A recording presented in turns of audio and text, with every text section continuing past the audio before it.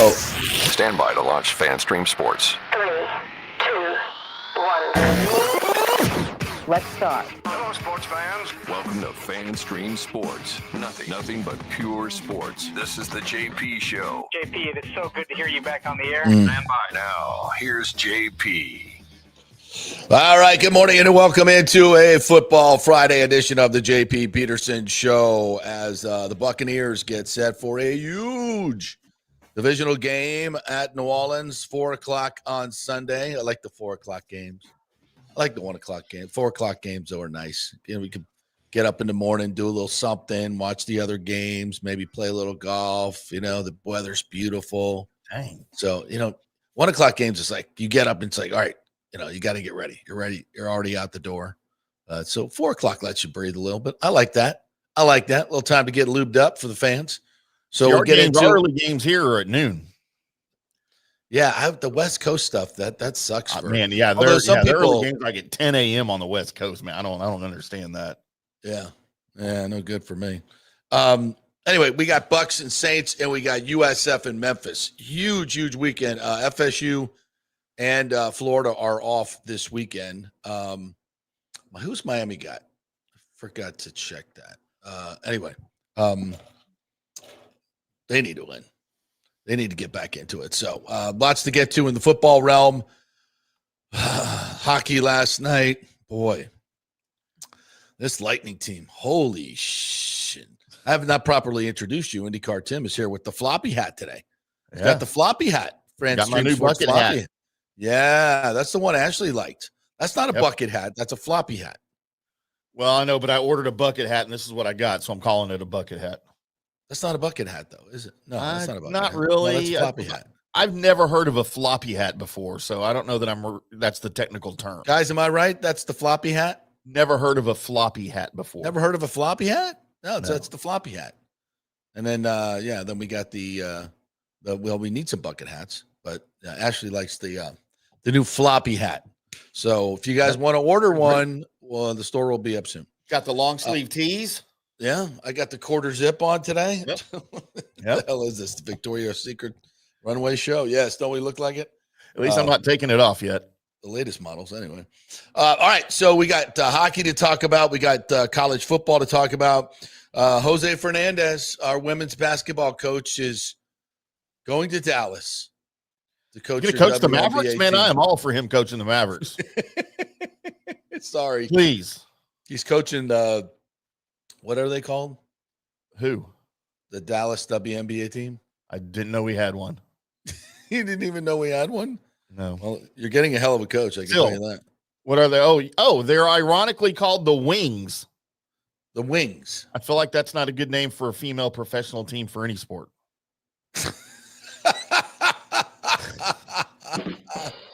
What is the origin of Wings?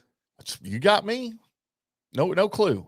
The Detroit Wings. They moved here. They moved here from another, like years ago, moved here from another city. I don't know where it was. Oh, like Oklahoma City or Fayetteville. I don't know where the hell it was, but that was just the name they adopted when they got here, the Dallas Wings. And I thought they folded years ago. Yes. I know, but I've been aware of them since Paige Beckers was drafted. Yes. And I've tried to follow her a little bit and maybe get into the team a little bit, but I can't ever find games or any box scores or anything anywhere. So I have no idea. Yeah. I didn't even know they needed a coach. Hell, I might have done it. Yeah. Well, they got a good one now. That's for damn sure. We're going to miss him. Is that an upgrade for him? I don't know. I don't know. It is. I think he's been at USF, I think 26 years and has had tremendous success. Multiple, I think 12 or 13 tournaments. Really good. But between him and Ken Erickson, but I would say Jose's had the most conference championships of any coach. So I'd say he's the most successful coach at USF for quite a long time. He has been tremendous and has been among the top 25 consistently. So I think the WNBA, obviously, with Caitlin Clark, has taken a bit of a turn. Obviously, they're more popular, getting more television deals. They don't have to fly commercial anymore. So I think it has dramatically. increased in viewership, revenue. So yeah, All right. I think probably, and he's not an old man. He's still a young guy. Yeah. So he's in his early 50s, I believe. So just wanted to do something different, and we old wish him age. the best. He's going to be fantastic, and especially with working with Paige. Yeah. So I don't know what other talent they got on that squad, but clearly they're not any good because they just, I guess if they're looking for a coach, you're not one of the top tier teams. Yeah. No. So maybe they'll get another good draft pick. He'll add something, and off they go. But good luck to Jose. We'll miss you, partner. But sorry you have to move to Dallas instead of Tampa. Hey, it's 67 degrees here this morning. It ain't bad right now. It's like 72 here. It's beautiful. All right, and we got to get to the gambling situation in the NBA. And, yesterday we talked about some of the nuts and bolts of it. Reading through some of the charges, wow, that's some pretty salacious stuff. And this is like movie stuff. Like they make movies about stuff like this. Yeah, yeah. I mean, how would you like to be one of these whales that is played in one of these private poker games? And I'm privy to these. I've never been to one. I know a lot of people that play in these big games and, big money dudes, and it's an adrenaline rush. And, for a lot of them, it's like, ooh, yeah, Chauncey Billups. And they love playing cards against, it's kind of a lot of the jock sniffer thing. And so what the mob would do was bring in these NBA stars and try to add credibility to the game. And evidently this Chauncey Billups game popped all around. As he went around the nation, they'd have different spots where the Chauncey Billups game would be. And it was a high roller game, and it was being run by the mafia. I mean, Chauncey Billups, honestly, the FBI is probably the least of his worries right now. Yeah. Yeah. Big money guys, especially people that play in those games, a lot of them are not, tech tycoons. You know what I'm saying? A lot of them are bad hombres. And they find out that they've been cheated by a systematic cheating system. Out. Ooh. Yeah, those people don't like to lose that money. And they do not like to be cheated. So those guys may have more problems than the FBI. But perhaps the most interesting thing that comes out of this, as it always is, and we're going to get to the Bucs needs, don't worry. Stephen A. Smith.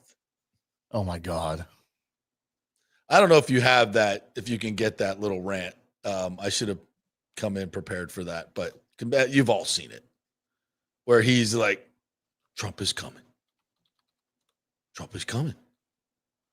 Trump is coming for the WNBA. He's coming. He's coming for the NBA. This is all what it's all about. The Bad Bunny at the Super Bowl. ICE is going to be there. Mass deportations. Dude, what the fuck are you talking about? What kind of race-baiting bullcrap is this? I always say unbelievable, but everything is believable these days. I thought Stephen A. Smith was better than this. I'm about to have it, so we can. I thought he was way better than this. So the sport that you covered gets his pants pulled down. And somebody on Twitter made a great point, and I'm going to give them credit, as a matter of fact, is remember back in the day when there was kind of these complicated stories that involved law enforcement and sports and crossed over, and you turn on ESPN, and what would you see? You see Bob Lee, Jeremy Schaap, Roger Cossack. They'd be bringing in, Alan Dershowitz to break it down legally. Now ESPN sends out their race baiter in chief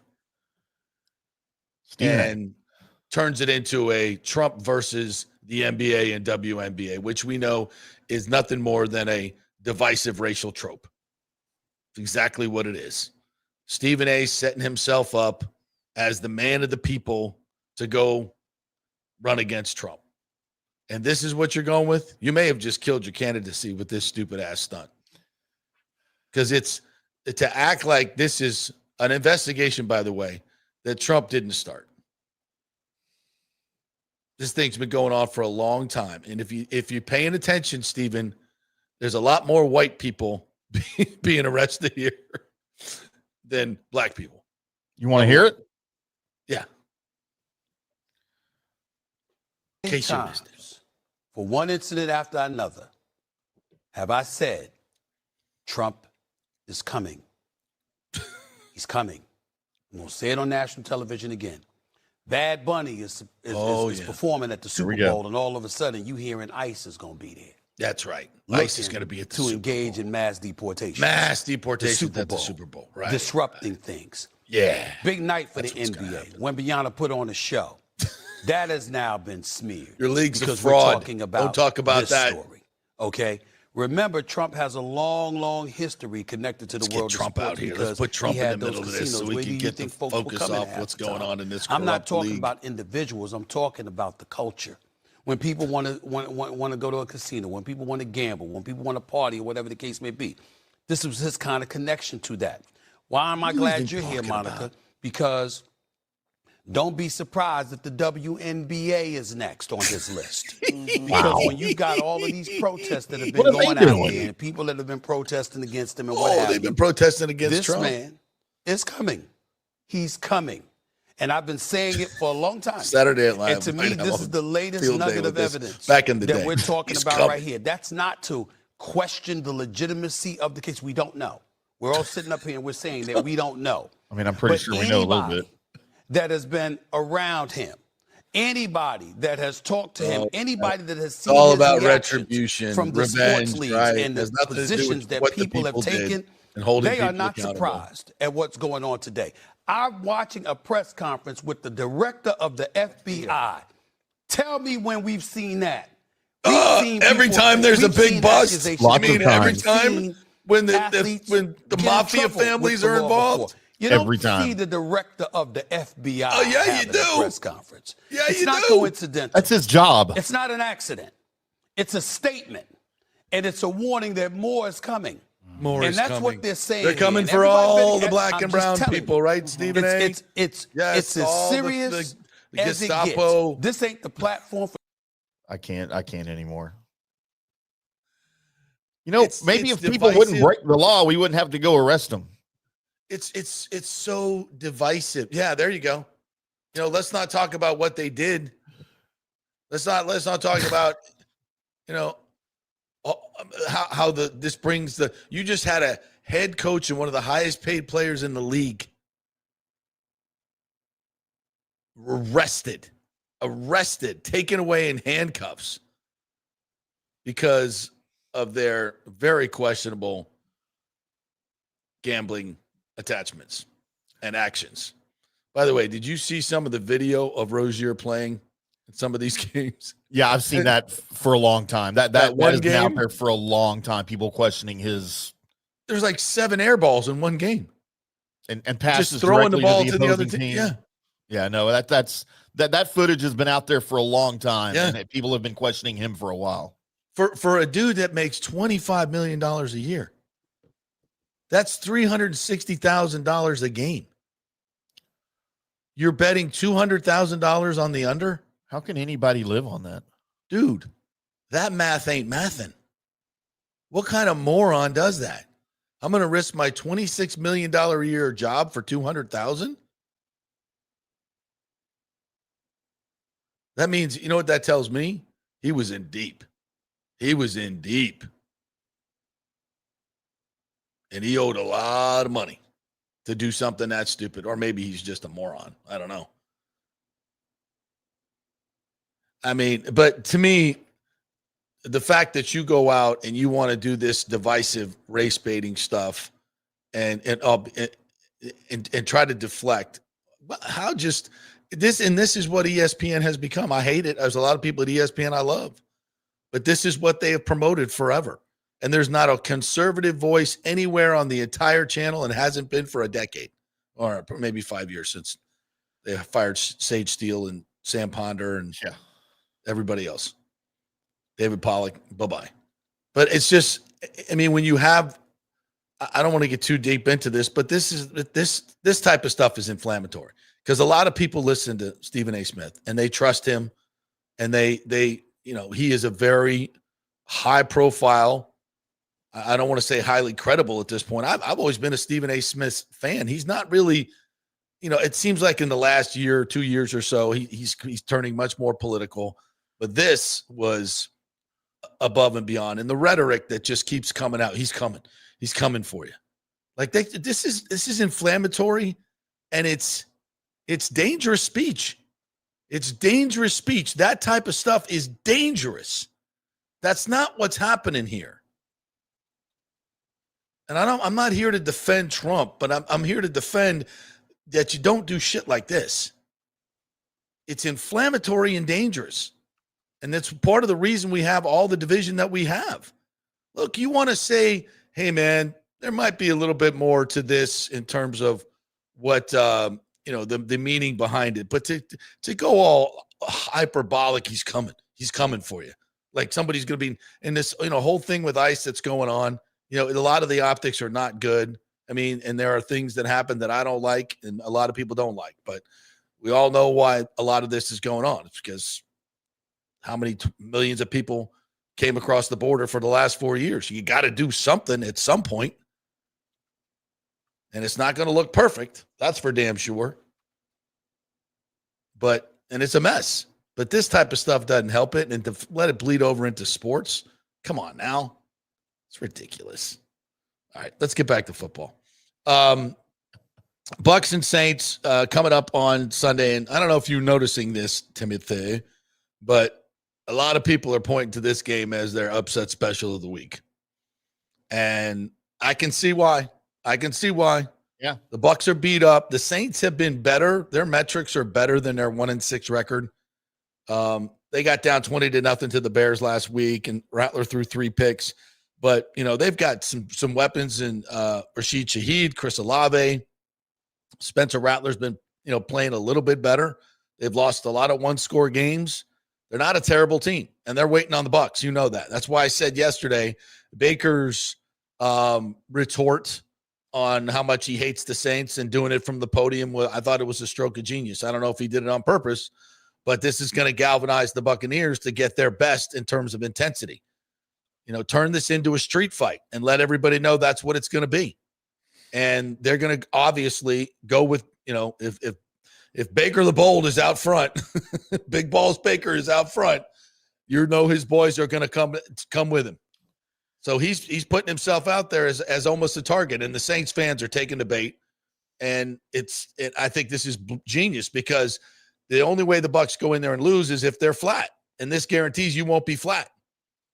This guarantees it. He said, he's not running away from it, and he's saying, "Come on, boys, we're not, this is the week. Don't try to glide into your bye week and just go, think you're going to walk out there against a 1-6 team and just throw your helmet out there and going to win. That's not the way this is going to go down." But sometimes even knowing that, it's hard to get up for the game. Baker assured himself and his team that their ass is going to be on fire. And if they match the intensity of the Saints, they should win the game. The only way they lose it is if the Saints get the crowd going, get a couple of big plays early, and the Bucs have been giving up big plays. They got to stop that shit. And that place starts going nuts, and then, Lord knows what's going to happen with the officiating, and it can just snowball on you, kind of like it did in Detroit. So don't let that happen. And I hope they, and I think Josh Grizzard learned a great lesson last week that you can't abandon the run, especially against a team like this. You can run on the Saints. And we did, was it last year when Tucker was the offensive player of the week? Yep. Yeah. I mean, they can run on these guys. Rashad White can run on them. Let's just keep the pedal down, get this offensive line fired up, and see what happens. I mean, you guys know what the injury situation, no Godwin, no Bucky, no Hassan Reddick, which now Anthony Nelson has to step up, and that means, the guy who plays every special team snap is going to have to – somebody else is going to have to come in and do that. And if you've been watching special teams, Anthony Nelson makes almost every tackle. Yeah. He makes a lot of special teams tackles. So that's not a nothing. That's not a nothing. Somebody's got to come in there and make on the regular plays instead of on special teams. Right. So, and then, and Chris Braswell has to step up, and that doesn't fill me with a whole lot of confidence, quite frankly. But for Bowles, he's got to find a way to manufacture some pass rush, and nobody's better at that than he is, quite frankly. The Bucs have been, from a numeric standpoint, they've been really, really good since he got here. And among the top fives in pressures and sack fumbles, they lead since 2019 in the league. So they manufacture it, even though they don't have big numbers coming off the edge. And they manufacture the pass rush, and they're going to have to get that done this week. Rattler, I think, took 4 stacks last week through 3 interceptions. I mean, this offensive line is not good. The way to win this game is to pressure him into mistakes, don't give up big plays, and beat them down defensively. You should be able to contain this offense and run the ball. I'd like a nice little tidy 24-13 win. Be just fine with me. Run the ball, get some explosives where you can. Looks like Ibuka's going to play. So we don't know if he's 100%. He certainly wasn't last week. He gutted that one out. Tez's got to step up. Cam Johnson's got to step up. And, Kate Otten's got to step up. But lean on Rashad White, lean on Sean Tucker, and see what you can get done in the run game. Josh Queipo is going to join us a little bit later. We taped this yesterday. A little tease. There's a move on the offensive line that we might like to see. So you'll have to stick around till 11:30 to hear that. So anyway, that's kind of how I see this game shaping up. McCoy, their center, looks like he's not going to play this week. That's a big loss for them. So again, lines of scrimmage, I think the Bucs have an advantage. Now, I mentioned this yesterday, and the Saints have I think the strength of their defense, Werner and DeMario Davis in the middle. Those 2 linebackers are really, really smart guys. And I think you saw Barnes spying on Baker last week. I think you're going to see the same thing this week from the Saints. So the Bucs are going to have to figure out how they're going to handle that, how they're going to attack a defense that's going to spy on Baker. Because I think we're going to see this for a lot because it worked. It worked really well. It made him really, really uncomfortable. So this is by no means a gimme. A lot of the smart money is going down on the Saints to win this game. So 4:00, they better freaking bring their best. They better freaking bring their best. That's all I'm saying. I don't see any possible way the Saints right now can hang with the Bucs. Like, I know it's a division game and anything can happen, but aside from that, if you're just looking on paper, dude, they may not have Olave. They may not have Kamara. They're banged up on the offensive line, and you have Spencer Rattler as your No, I think Kamara is going to play, and Olave, aren't they? Both going to play. I don't know. Olave didn't practice on Wednesday. He was limited yesterday. Kamara's been limited all week. They both have ankle injuries. Yeah, I'm hearing they're going to play though. Okay, even if they play, are they 100%? I mean, I'll take a 70% Kamara. I mean, Olave's really done nothing anyway, even at 100%. Rattler can't get him the ball. I don't understand why the Saints are still playing Rattler. Find out what you've got in Tyler Shuck. Rattler, I think it's because he's not playing terrible. I mean, he's keeping them in games, except last week. Do you care about that right now? No, but Kellen Moore may not think Tyler Shuck's ready. And why would you speed him up if, I think this is a mistake a lot of organizations do. He may feel like this offensive line is going to get Tyler Shuck killed because he's not as mobile as Spencer Rattler. And the best way to screw up a quarterback is to get his confidence shook his confidence. That's the best way to do it, was get him looking at the rush. Sometimes you never recover from that. So I think they're probably smart to wait until he feels like they can put him in a positive situation. And that's not right now. So we shall see. Yep. A couple of quick comments from the peeps here. Good morning to you, Rick. So when people like Stephen A. yell like that, it's him trying to protect himself or others involved. He now say he has a target on him. Yeah, and so when they come after him, he'll be like, see, I told you they were going to target me. Rick says, sounds like Steven's been to a few poker games. Oh, there's no question, right? Oh, you think he played in a few of the Chauncey Billups games? I don't know about that. Yeah, if I were him, I'd be pissed off. Or maybe he's got some, it's a classic deflection. But to do it the way he did. Rick also says they have text messages from over 5 years ago showing their involvement with gambling. Not a good look. No. Ryan H says it shouldn't be, but this has become a must-win game for the Bucs. It's far from a must-win. It's far from a must-win, but I get it what you're saying. It's an important game. I mean, you get to the bye at 6-2, you're starting to think, okay, I can get the number 1 seed. We're going to get healthy. We're going to get better. And everybody's pointing to the Bucs 7-point differential, and I get it. It's not like they're dominating teams, but if you know the nuance of this, all the injuries, to be 5-2, it shows you're a good football team. You got a hell of a quarterback. So we can project. The JP Peterson show is projecting that in the second half of this season, the Bucs got a chance to go on a run, to get healthy and go on a run. But every game counts. When you're talking about getting the number 1 seed, obviously every game counts. And you do not want to drop one to it. And I'm not saying it's not a winnable game, to your point. You should go in there and win the game. If you're an elite team, you should go in there and win this football game, 100%. That's why I said this is kind of an elite check. Are you elite? If you're elite, you do what the 49ers do. You're banged up, but you're going to go in there. You're going to outcoach them. You're going to outwork them. You're going to outplay them. And you're going to beat them. That's what you do. If you're not an elite team, you go in there and you play with your food and you dick around. You leave them in the game and you get 2 bad calls at the end and you walk out of there with your tail between your legs. That's what average teams do. That's what teams that sneak into the playoffs do. You want to be an elite team like you claimed you were in the offseason before you had 18 guys on the injured list, by the way, which is what they have this week. But if you claim you're an elite team, this is what Baker said and Levante said and the captain said, and they believe it, and I think they've showed it to a point this year. Absolutely, they can be. Then you go take care of business this week. It's one of those games. You're the better team. You're the better roster. Don't get beat because you weren't emotionally ready to meet the moment in a division game on the road. Go in there, put your foot down, be physical in the run game, punch them in the mouth, make them quit because they'll quit if you hit them hard enough, and take care of business. It's an elite check, a gut check, elite check. Are you elite? Show me.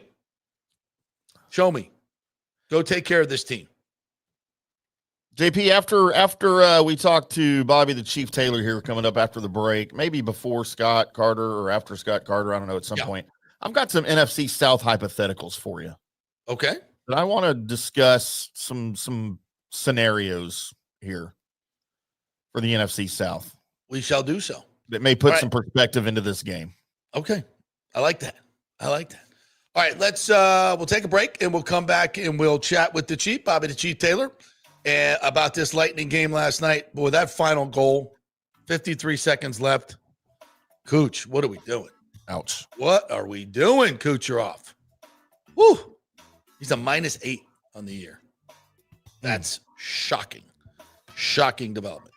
We are brought to you by the Jeeves Law Group, JEEVES lawgroup.com. We'll bring you the Gator Report, which we will hear a little bit later on. They are local, they are trusted, and they get results. So give them a call. Get your free case evaluation at jeeveslawgroup.com. Non-attorney spokesman, offices Tampa and St. Pete. And by Genesis of Tampa, they are doing a new car deal. If you get a new car at Genesis of Tampa, you do not have to make any more payments until 2026. How about that? So you get your 2 payments free at this point, and you can use that for Christmas shopping. Genesis of Tampa, go take a look at this incredible cars. The GV80 SUV is absolutely best in class. No question about it, and the value is tremendous. Genesis of Tampa, a great local dealership of the Murphy Auto Group. Mike Murphy, your owner, also a new investor in the Rays as well. So Genesis of Tampa. It's a great group of folks over there. Go see them. Tell them JP sent you. Back in 3 with the Chief. Experience the art of driving at Genesis of Tampa, where luxury meets innovation and every detail is crafted for you. From the bold G70 to the refined GV80, Genesis delivers power, elegance, and technology years ahead of its time. Book service online, and our Genesis Experience advisors will pick you up and drop off your vehicle. If available, you can enjoy a courtesy car while yours gets a complimentary interior vacuum plus a generous offer for your trade. Every new Genesis comes with the Miracle Advantage Plan, 10 years or 250,000 miles of powertrain warranty and 4 years of complimentary maintenance. Visit us at 801 East Bears Avenue or online at genesisoftampa.com. Genesis of Tampa, luxury redefined. Italiano Insurance would like to congratulate the Bucs on their 50th anniversary season. And you know what? We've been here for every season and then some, over 60 years in business. We've seen some smart coaches with great game plans, but if you don't have flood insurance or business insurance, that's a terrible game plan. That could ruin you financially. You don't want to take that L. So call 813-877-7799 and let their friendly agents quarterback your insurance and save you big money. Italiano also sponsors our FSU report every week, so go Noles. 813-877-7799 or go to italianoinsurance.com. JP here for Riveters, our new official sports bar and grill of the JP Peterson Show. And just like our show, no BS, no corporate chain feel, just amazing, authentic folks serving great comfort food in a casual atmosphere at unheard of prices. Riveters is located just south of Raymond James and Steinbrenner Field on Dale Mabry, walking distance to the park. So free parking, great place for pregame and postgame. Let's talk about fresh food. Nothing is frozen. Burgers, wings, prime rib, roasted fresh daily, never frozen. That makes a huge difference. The mahi, the salmon, also super fresh. All our sauces are original recipes made in-house. Our Warhawk chili and fully loaded potato soup is made fresh in-house. It's the best food anywhere, served by people who actually care. Riveters on Dale Mabry, just north of 275, just south of where the Bucs and Rays play. We'll see you there. Are you looking to renovate your home, rebuild after the hurricanes, or build your dream home from scratch? Well, let me tell you about my friend Jason Fawcett and On-Site Construction. They have over 1,450 satisfied clients, 25 years of experience, over 500 designs, and a talented team of over 40 construction professionals. They believe building something exceptional begins by truly focusing on all the details, even the smallest ones.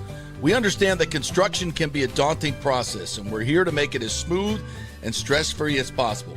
Quality is non-negotiable at On-Site Construction. We use the finest materials, employ the most skilled tradespeople, and adhere to the highest industry standards to deliver a product we're proud of and that you're going to love. Our project management is meticulous with a focus on completing projects on time and on budget. Your happiness is our primary driver. So give us a call at 813-579-5789 or check out our incredible website at onsiteconstructionfl.com. Are you having legal issues with a business partner or other legal business issues? The attorneys at Walters, Levine & DeGrave can help. Call 800-616-0384 for a free consultation. At Walters, Levine & DeGrave, we've redefined what a law firm can be with top-tier attorneys, personal service, and 26 years of success. From business law to civil litigation, we deliver smart, client-focused solutions. Walters, Levine & DeGrave recently won a $6.4 million jury verdict from a large real estate developer, and they can win for you too. Walters, Levine & DeGrave. Let's solve it together. Not attorney spokesman. For a free consultation, call 800-616-0384 or go to walterslevine.com. Offices Tampa, Sarasota. Let's go. Right now, back to the show on FanStream Sports. All right, welcome back to the JP Peterson Show, brought to you by Riveters, the official bar and grill of the JP Peterson Show. Have I mentioned how good their burgers are? The Big O and I went over there one a couple time weeks ever, ago, and we both were like, "Oh, let's get a burger. We got to get a burger." Fantastic. They use all fresh ingredients, never frozen. Prime rib meat, sirloin meat, like really, really good stuff.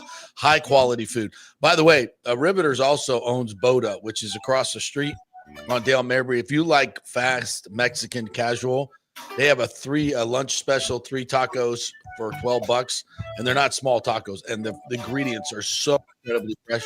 So if you're looking for a great meal today, Riveters, Tampa, of course, watching all the sports this weekend, you got to be at Riveters. And of course, if you want some fast casual Mexican, Boda, right across the street. Really, really good. So check those out. Oh, JP sent you. Yeah, I got the shrimp taco, the carne asada, the steak taco, and the chicken taco. Ooh, Lordy. Getting hungry now. That was really, really, really, really good. All right, we got the Chief on. We got the Chief. Bobby the Chief Taylor joining us now, Stanley Cup champion, longtime Lightning analyst, and my best buddy on the postgame show, which, man, did we have a crowd last night, Bobby, for the postgame show? Woo! Yeah, I know. Huge. It was incredible. Yeah, and a lot of people were kind of looking around because, I think, they try to they show up through the pub there. Yeah. And we come in and out, and everybody was kind of puzzled when they kept looking. They'd walk in and they see us all sitting in a row there, like a firing squad. Yeah. Yeah, excuse me. Or it's like maybe the Yankees are bringing back Murderers Row. I definitely don't think that was what it looked like. All right, I tell you what it looked like on the ice, Chief. Not so good. I mean, when you look at this start, what are we 1-4-3 now? One game. Vasi still hasn't won a game. He had never lost to the Blackhawks until last night. Gave up one softie, and the last goal certainly wasn't on him. I'd have to put that one on Kucherov. What are your overall thoughts on this start so far? What's going wrong with the Bolts?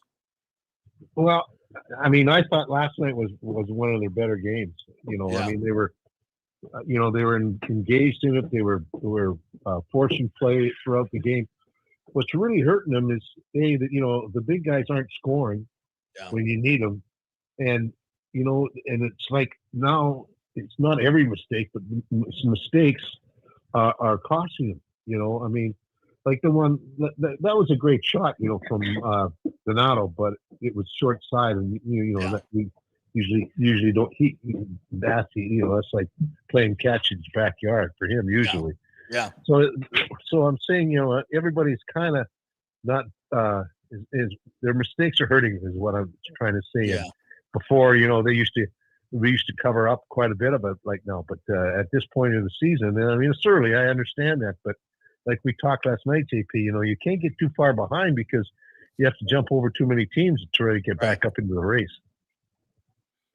Yeah, and it seems like I don't want to say it's an effort thing, but it's certainly, and I thought their effort was pretty good last night, but it does seem like they're getting outworked. I know they got did some high intensity practices this week, and I think they were better last night in terms of winning some battles. But I think overall this year, it just kind of looks like, still the Lightning still have a target on their back. They get the best from every team they play. And if they don't meet that intensity, in the old days, it kind of felt like their talent would make up for it. But to your point, I mean, Cooch is a -8. Braden Point is a -8. Hagel's a -5. I mean, when have we ever seen numbers like this from our big guys? Yeah, exactly. And one of the main reasons is because they're not scoring like they were in the past either. Yeah. And I think that's the thing. I mean, it's really hard. It's such an intangible thing, but I think right now, offense has always come just naturally to the team over the last few years, and right now, it's like they're expecting it to come, and now that they're missing the net on shots, the shots are not going, like Cooch had 3 really good chances, but his shot was low, and usually he's in the top part of the net all the time. And, so that's a little bit of a difference right there, and I think, sometimes, like I know that in Detroit, that game against Detroit, their goaltender played really, really well. He did, and always the X factor in anything, it's you can play your best game, you can have air shots, and that guy between the pipes is the big difference maker. If he's on, that's, you can't overcome that. Sometimes that happens, but for me, last night was a better effort. It was almost like seeing them getting back. They're getting back to where they're using their speed, using their skill set to get the puck and keep it in the other end of that. And I think teams are really kind of shutting them down because, we talked about last night too, is that, how everybody drops their guys back to the top of the circle or those hash marks there. Yeah. teams are moving out now, and they're kind of taking away our points as much as possible. So it's making it where the defense have to make the play quicker, and also you got to make sure that they get the puck through, because they're really kind of pressuring them into making their decisions faster and making making them do it in a more efficient manner. Like, you can't make a bad pass there because they'll go the other way, and it's an odd man rush all the time. So those little things like that they have to just adjust to. And I think, and before they didn't have to, but now everybody's starting to figure out how to play them, and they're gonna have to make the adjustment to get past that. Bobby the Chief Taylor joining us here. Post game last night, John Cooper said this. Chief, I want you to react to this comment. He said, "Just because you've done it before, it doesn't mean you're going to do it again. You have to understand what it took and what it takes to do it again." To me, it kind of sounds like Cooper saying, we're not playing or understanding the effort level, intensity level it takes to win every night in the NHL. We've kind of forgotten that. What do you take from that quote? I think that's right on the money. I mean, it's that might be the strongest way of criticism that John will ever use, because, Brian England was saying that last night, and he's right. Most coaches will jump on you when you're playing, when you're winning. When you're losing, guys feel terrible about it. So you can't really go after them too much, because then, they're already beaten down because of the losses. You don't want to beat them down even more, Right. And like we said, I've never been able to understand this, and I've been through it and everything, but, confidence is such a fragile thing in sport, especially in ours. We got some great players, Hall of Fame players, and yet if they're not scoring, they're wondering, oh my gosh, I mean, am I ever going to do this again? Or and your confidence level drops, and that's that's something you have to bring back up. That's an individual thing, and but Cooper's right. He said, just because you've been there before, done that, you can't just automatically assume that you're going to be doing it, because other teams are going to match your intensity. And they're now, these teams that have been bottom feeders for a while, they've been drafting high, and they're getting some really good players. Yeah. And Chicago was a former champion team, in the early days, and now they kind of went south for a while, because the cap makes it, you have to change players, you have to move them, that even though you don't want to, because you got to keep yourself under the cap. Now they're getting their young players back there. They're getting to be a pretty good team, but it's taken a long time. So the teams are matching you now. Everybody wants to knock off the champion, everyone. And, the Lightning have been in one of the elite teams in the league for about the last 8-9 years, maybe. Right. And now you've got to start matching that intensity and that skill level with the teams that come up against you, because they're playing their best. Like you said earlier, every team is wanting to beat the Lightning, and because they're one of the best teams for a long time. Chief Taylor joining us here. Last year, Chief, when we were watching the Lightning all year, my mantra was kind of like, score 3 goals, you win the game. And that was that was true for the most part for them last year. When you look at how they started the season, you got there in the first 2 games, both losses to Ottawa and to New Jersey, and then you score 4 in the win against Boston. In this 4-game losing streak, they've scored 2, 1, 2, and 2. So how much of this lack of scoring right now is just kind of it's rust to start the season, and how much of this should concern us? Well, I mean, they got too much talent. There's guys that are really struggling, like Hagel's really struggling, Point's really struggling. Cooch is out for 2 games, and he had chances last night. I mean, he made some great passes, as we know in that, but he had like 3 really good scoring chances, and like I said, his shot was low instead of higher. So, that's going to come. But I think a lot of it is because of the fact that we would outscore our mistakes. So now we're only getting 1 or 2 goals. So the one mistakes, they get the goal, like the winning goal, or even the tying goal. That's even more Yeah. emphatic. That, we would have come back and scored, but we haven't done that. And that tying goal, because it was a mistake by the goaltender, then you're going to, we couldn't erase it. We couldn't come back and erase it. And that's what's happening, I think, in these first 7 games, is the fact that because we're not scoring at the way we are, we have to be a little bit more diligent defensively, in my mind. Yeah. Oh, I agree 100%. But, and the scoring will come. I mean, these guys are too good for it not to happen. I mean, you can't just go out on the ice and skate around and think it's going to come. They got to work it, but they know how to do it. And I feel like that's if it were something else, I'd be worried. But the fact that we're not scoring right now and we're getting chances. We got more shots last night, 31 shots, which I think was one of the first times we've outshot our opponents. So we're getting more shots. So I think it's all heading in the right direction.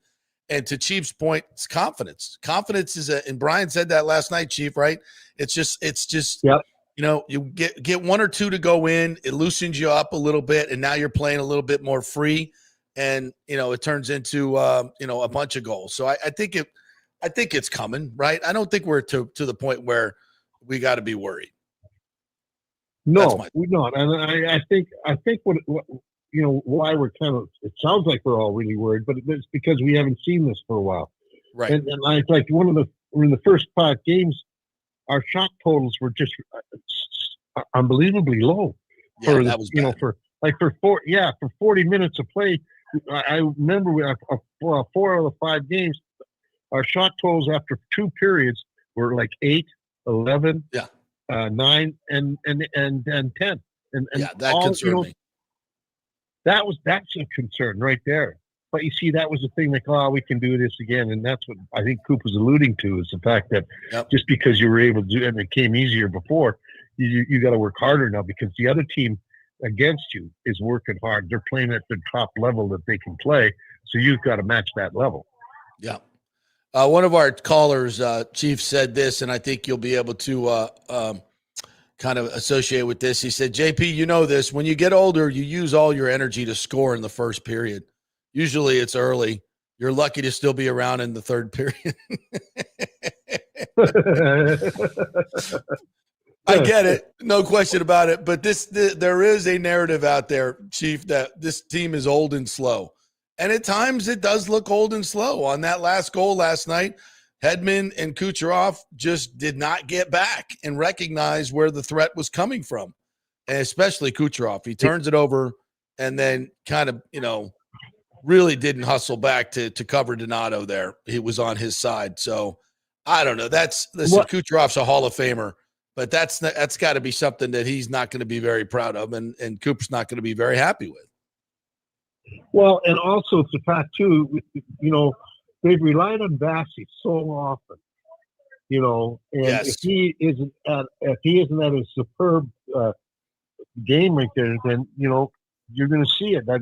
But a lot of it, Cooch was upset because he missed the shot and missed the play that he wanted to get. So he was kind of, I wouldn't say pouting, but you're not getting back. And he says, "Oh well, Bassey will bail me out." Well, he's done it on occasion. Don't get me wrong, but not like he's been consistently done it over the first 2 games. And I think that this team, in my estimation, JP, has always been a pretty good self-analyzing group of guys. Yes. And, and the finger doesn't go pointing around the room, but the finger goes pointing at the chest of the guy that's talking. And I think that that's what's going to help. They are pretty good at self-analyzing and, saying, listen, we just got to get our head out of our butts and get going and play. And, and I thought last night was a lot better. They started the game for that, better, before they sort of been easing into the game and see what the other team is going to do so we can match that. Well, no. I like their start. What you do is and what you're supposed to do is go out and let the other team try to adjust to your start. All right, Chief, we got the Ducks coming in, and then we got Vegas, 2 5:00 games Saturday and Sunday. They got that Sunday game, obviously, with Vegas. I know they got some guys hurt, but that'll be a tough one. They really need to get this game against Anaheim, who scored 7 goals last night, and they're 4-2-1. So they're playing a little bit better. And so there's no let up for this Lightning team. What do you think about this weekend? Yeah, I mean, offense comes easily to teams. It really does, because that's the way the game is played. And most of the guys that get this far in the step ladder to the big team are really high draft picks, or guys that have been all pretty good offensively. And the best teams is that those offensive guys, when they were coming up through juniors and minor leagues and all that, have learned how to play defense. So even the so-called checkers can score on you. And this is what's happening. Anaheim's in a rebuilding mode. They've gotten some, they're getting some high draft picks, so they're waiting for them to get accustomed to this. Mm-hmm. And there's no easy mark anymore. If you're not trying to play a hard and fast game, and if you want to just ease yourself into the games and then try to make a comeback, it ain't going to happen. It ain't going to work all the time, and we've seen it. And I think that's what they just have to start. Let's go, boys. It's time for us to really get going. Yeah, we absolutely. can't just say, okay, this part. Yeah, we have to play 100%. You can't play 70% in this league. I don't care if it's the first game or it's the 80th game. You got to be at your best, and it's hard sometimes. Usually it's around February where you see guys kind of dragging, because it's the doldrums. You're in the last 20, 25 games, and you want it to get over, and it gets repetitive after a while. But yeah, of course, you don't think I don't see the urgency in the game has to begin right away, and I know it's only 7 games, but the urgency has to be there right at the start to get going, so that when you do have the bad days in February, you've got a cushion. Right. Yeah. They're eating up their cushion right now. All right, Chief, I'll see you on Saturday and Sunday. And remember, for us old guys, always try to score in the first period. That's right. Exactly. Don't wait till the third. You might be asleep. I know. Yeah. Play on the engine. Don't worry. Don't try to come back when you're on the caboose. That's right. All right, Chief. Thanks, partner. Appreciate it. All right, take care. I forgot I was going to add, last night he made a funny joke, Chief did. And he recalled about, the red light going off behind you, and I had a sunburn on my neck of all the goals he gave up, because I put Noxzema on it. I was like, hey, Chief, I don't know anybody out there in our audience besides you and me and maybe Ingy who know what the hell Noxzema is. Noxzema. That's up there with a Brill cream reference. Yeah, that's right. Noxzema. That's what that is. Your mom put on her face, the white stuff. She'd come out in the middle of the night, and you'd be like, what the hell's that? Wow. My Noxzema. That's my Noxzema. Funny. Oh, my God. All right. Some hockey-related comments from the Petermans. John Hill says Nikita Kucherov had diarrhea, which caused him to be out 2 games, and his handling of the puck with 2 minutes to go was shitty. Thank you for that contribution, John. We've already taken this show into the sewer. Yep. John also said he rode the elevator with Brian Bradley last night after the game and reminded him of the 8-goal prediction that he made on the show. Protect the puck and shoot the puck. Yes. I wasn't going to bring that up, but since John did. It cost me money, bitch. Well, it's on you. Yeah. Listen to Bradley.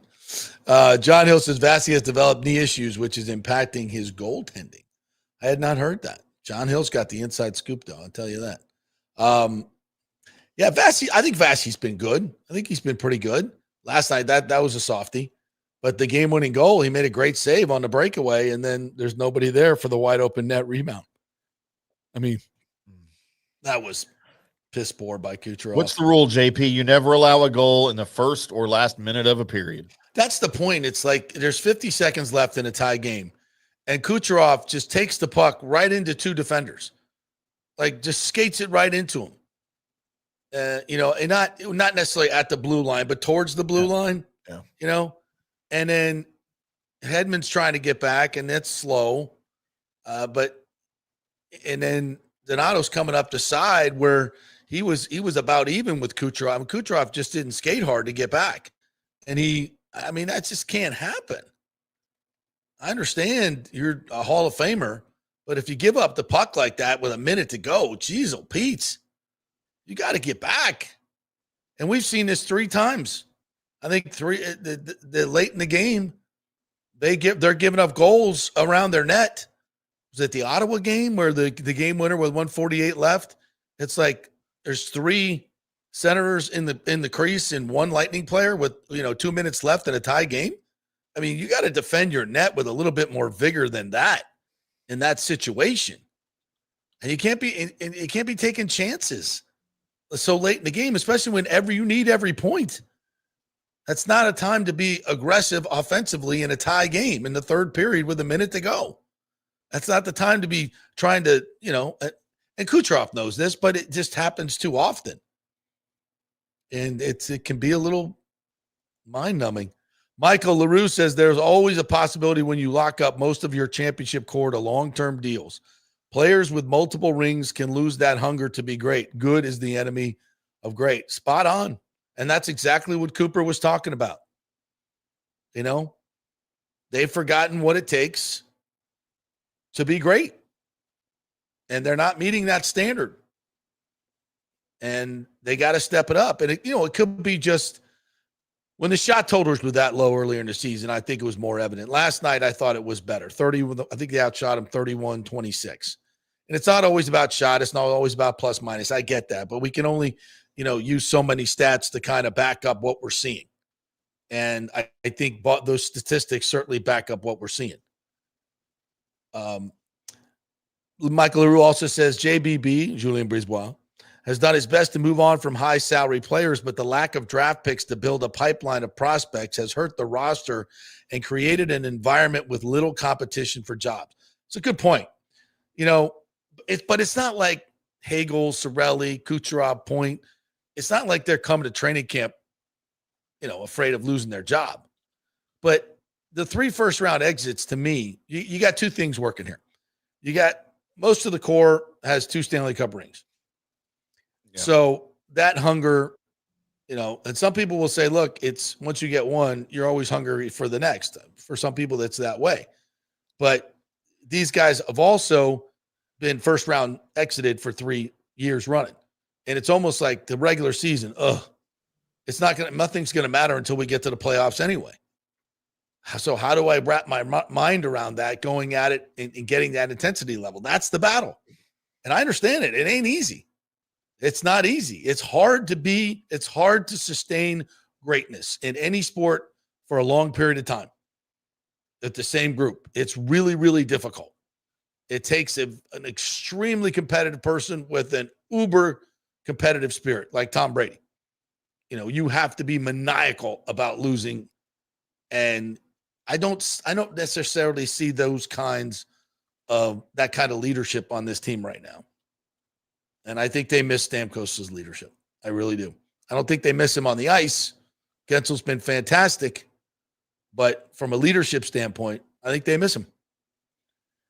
And I don't know how you rectify that, quite frankly. I don't have those answers. Time, or, you may have to shake it up a little bit.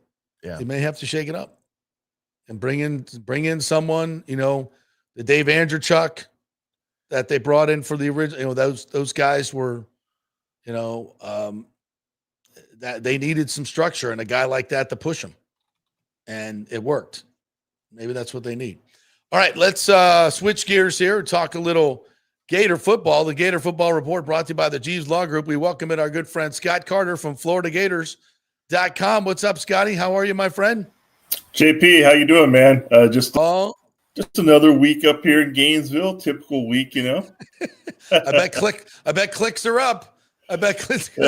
Nothing like a coaching search to be good for business on the website, right? I tell you, man, coaching search is nothing quite like a college football coaching search because unlike the pros, there's just a lot more voices in the forest, and man, you hear everything, which it's humorous, but at the same time, it gets old long before the coach ever gets hired.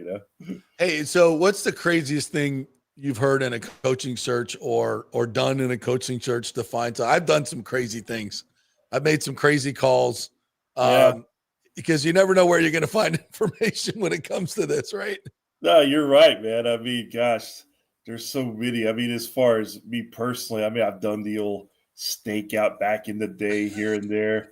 I know the plane, tracking the planes became a thing in the Zook era. That was when I was not here, but so it's just gotten worse with social media because everybody has a voice, right? So if your grandma.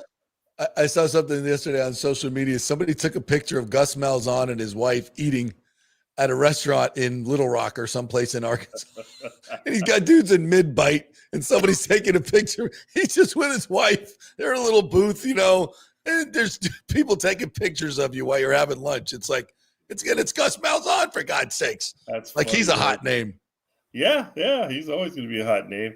Yeah, have you guys watched that Cowboys documentary on Netflix? Yeah. It's like they have that funny segment where Jerry Jones, who was unknown, he was not a media guy, but when he wanted to hire Jimmy Johnson, they went to some restaurant out in the country. And of course, he thought nobody would see him. Sure enough, somebody saw him. It was national news the next day. That's kind of what a coaching search is. Yeah. All right, so let's get down to it. The names I'm hearing: Lane Kiffin, Eli Drinkwitz, Jeff Brom at Louisville. It's kind of this old typical thing, Scott, where you go to the lesser programs who have hot coaches and you say, oh, this will be an obvious choice. He would definitely want to leave Louisville, leave Missouri, leave Ole Miss to come to Florida or Florida State, right? Yeah. And my sense is it's not that way anymore.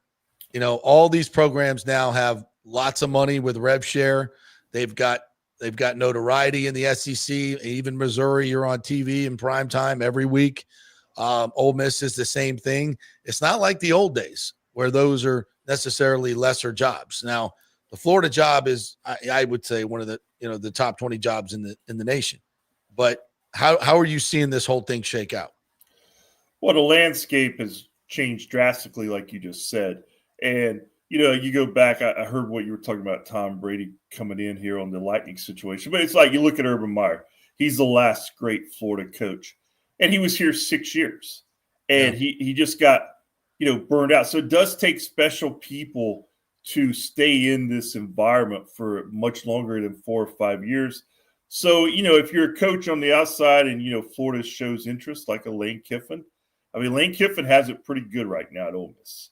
And he's got the resources he needs, but does he want that challenge, that ultimate challenge? Could he be the guy to come back to Florida and get the Gators back on that stage where the fan base wants them every year, where Meyer and Spurrier put them? And that's an answer that only Lane Kiffin knows at this point. Mm-hmm. So, it is. But you're right, as far as the competitive dynamics of college football. I mean, we're seeing more parity than we've ever seen before. Yep. And it goes back to the revenue sharing, the NIL era. Boosters are putting more money in this thing, I think, maybe than in the past because they're being relied on more, but they also have more input. So there's a lot of factors going on, guys. As far as this situation here, I mean, you're right. The name that everybody's talking about the most is Kiffin. And then after that, you got Drinkwitz and Brom, and you've heard – Rhett Lashley, and you're going to hear all kinds of names, James Franklin. I don't know where it's going. I know just from a public perception, I know Gator fans would be happy if Lane Kiffin was the next Florida coach. It would be probably the best mood I've seen Gator fans in since that national championship in 2008. Yeah, I would agree with that. Scott, I've debated this on this show and other shows. Why would Lane Kiffin leave Ole Miss to go to Florida at this point? Like 3 or 4 years ago, I get it. It would be a more attractive job. But with what he's built at Ole Miss, I don't understand why he could be drawn to Gainesville at this point. Yeah, I mean, again, it's just a personal desire on his part. What's he thinking? Like, is he okay? Maybe staying at Ole Miss, continuing what he's doing. I think you can win a national title at Ole Miss in today's landscape. But you still look at Florida as a signature brand in college football. Sure. If you win at Florida, you're winning in the toughest conference at one of the premier schools. And, I like this year, I just tweeted something yesterday about the Nielsen ratings, for college football this season. Florida is still in the top 10 on the most viewed programs because that's just the brand it carries. Even though they're 3-4 and struggling along and just fired their coach, it's still one of those brands that people nationally, oh, it's the Gators playing. So if you're a coach, it's kind of like selling NIL to a kid. If you're playing at Florida or Ohio State or Michigan, you're going to have more NIL opportunities than if you go to a mid-level school. It's like, if you coach at Florida and win, you're going to make more money than you're probably going to make at Ole Miss or Mississippi State. That's just the nature of the business. Right. So Tim Brando, longtime voice of college football, said the other day, and I quote, "The Gator fan base is toxic." I was like, yeah, you could say that about just about every fan base, especially when they're, I would say that about FSU as well. When you get to this point, where you've had great experiences for a long period of time, and then your fan base gets, I think, a little bit arrogant. The Gators haven't won an SEC title, in 17 years. It's been a while. Yeah. You take that 13-0 season out, you got, and I know that you don't, but for Florida State, it's been a lot more bad than good. Mm-hmm. So I think these fan bases have to understand this is a new world of college football now, and it's much more parity, and the years of the automatic 10-win seasons for the Blue Bloods are over. I'm not saying that Billy Napier shouldn't have been fired. That's not what I'm saying. What I'm saying is, or Mike Norvell, which he's going to be fired. It's just that I think expectations have to change a little bit for these coaches to have a chance to implement. Alex Golish is in year 3, and you're seeing things really, really change. What are your thoughts on that? Just as the environment around Gator football, is it toxic? I don't consider it toxic. I like the word passionate, JP. Yes. It's a passionate fan base, and that's what makes all this matter in the first place. And everybody has their opinion, and the season hasn't gone right. I think what happened with the Napier era, it's just that, every time they took a step forward, they took a couple back. And it's just like, okay, they're tired of seeing that. So that's why you kind of have this mood around this search right now. And it's a one that I think everybody knows how important it is for Florida football, because everything you just said is accurate. I mean, they haven't won the SEC in 17 years. They haven't been to the college football playoff yet, and that started in 2014. In the bigger picture, I think fans, you're not going to win 10 or 11 games every year, but they also have to look at it on the flip side. You can lose 2 or 3 games, and if you're playing well at the end of the season, you still can get in there and accomplish the ultimate goal if the team's playing well and healthy and you're being coached well. So I think that it's just that you have to balance it. I think most people can get it, but there are that group that, hey, if the Gators aren't 11-0 or Florida State's not 11-0, they just don't care. They want to go fishing and complain. So exactly, there's always that, but it's a tough job, man. I mean, coaches, to me, I mean, they're overpaid in my view. Oh, but God, man, yes. they do have to put up with a lot of crap that I don't know if I could handle it for more than a couple of years. I don't know. Put up with more crap than elementary school teachers or middle no, elementary school teachers, they should be the ones getting paid. Hell yeah. Yes. That's right. Yes. Mrs. Johnson needs a $60 million buyout for teaching special needs for the past 20 years, not Jimbo Fisher or Mike Norvell. That's all I'm saying. All right, hey, let's have some fun with this. I'm going to throw some names out there, and then you give me a sense of whether the fan base is not Scott Carter talking. Yeah. This is the fan base, how the fan base would react. All right, we'll start at the top. Lane Kiffin. They go over the moon with that one. Okay. Have Steve Spurrier introduce him at the press conference. It's going viral. Both wearing visors. Yes, I like that. Eli Drinkwitz. I think there's a mixed bag on Eli. I think a lot of Gator fans are not sold on him because they don't know a lot about him. And they just see this quirky little character on TV. I mean, he's got a lot of spur in him. He's definitely got a little attitude about him that you like. But I think from what I'm gathering, it's really a mixed bag right now in Eli Drinkwitz. Okay. John Gruden. John Gruden. I Well, can coach the Gators. what are you Come on, doing? man? Yeah. Give me a shot. I don't think you're even Gator fans. I don't think you're that serious about that happening. Really? Yeah, not from what I gather. I mean, I know his name's been bandied about. I think Yeah. we all know he wants to get back into coaching. He wants that But, job. At this point, I'm not heard anything or seeing anything Okay.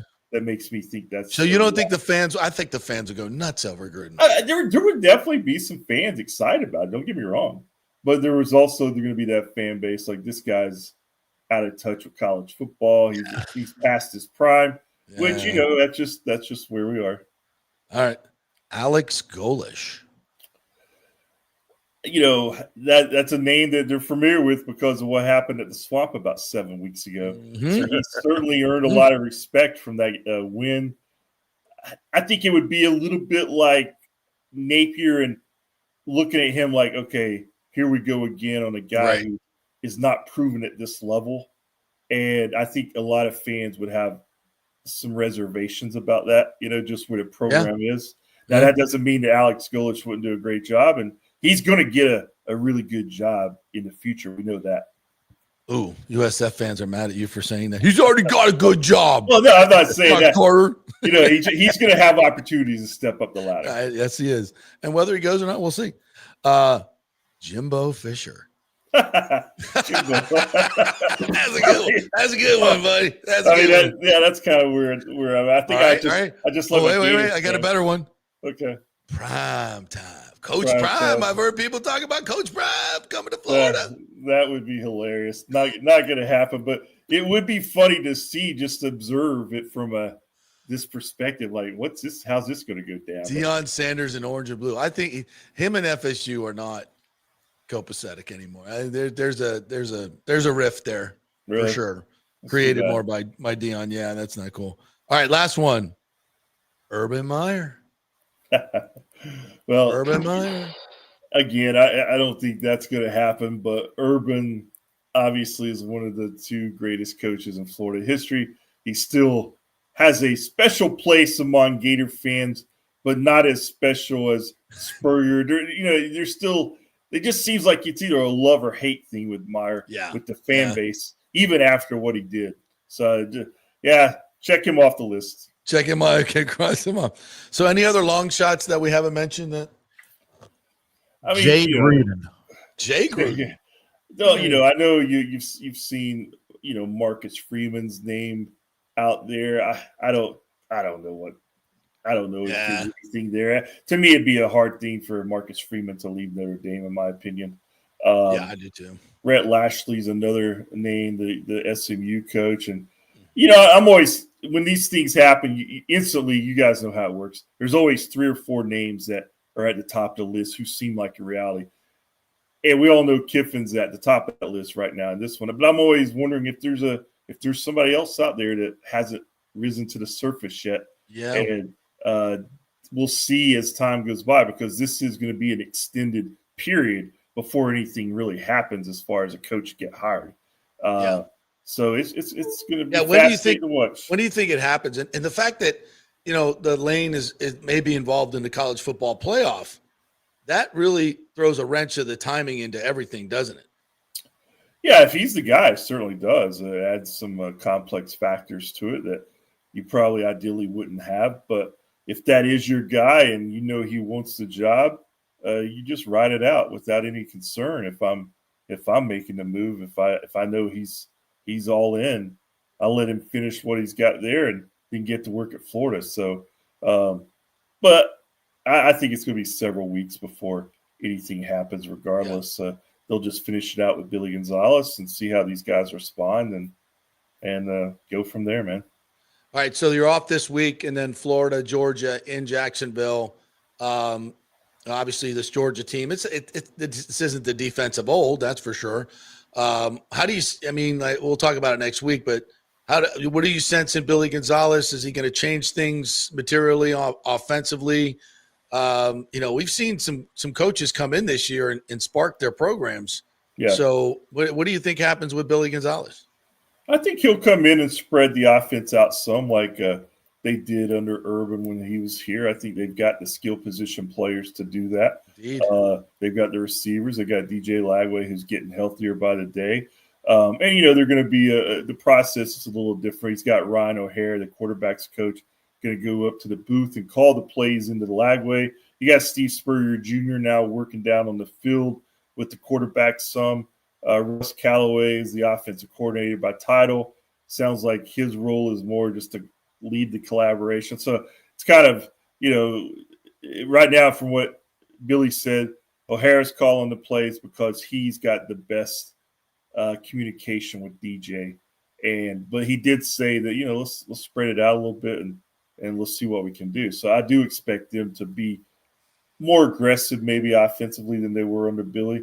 I'm curious to see what it looks like everybody else. And when you have a game like this, guys, Georgia's not going to have any film or anything of what they may do. So there's always a puncher's chance, and I don't think this Georgia team, while it's 6-1 ranked 5th, I don't think it's nearly the gap between Florida and Georgia. I don't think it's nearly as wide as it was 4 or 5 years ago. I agree. Totally. So, could be a shocker. I thought I saw something in a headline that said Spurrier is working with Lagway. So this is junior, not senior?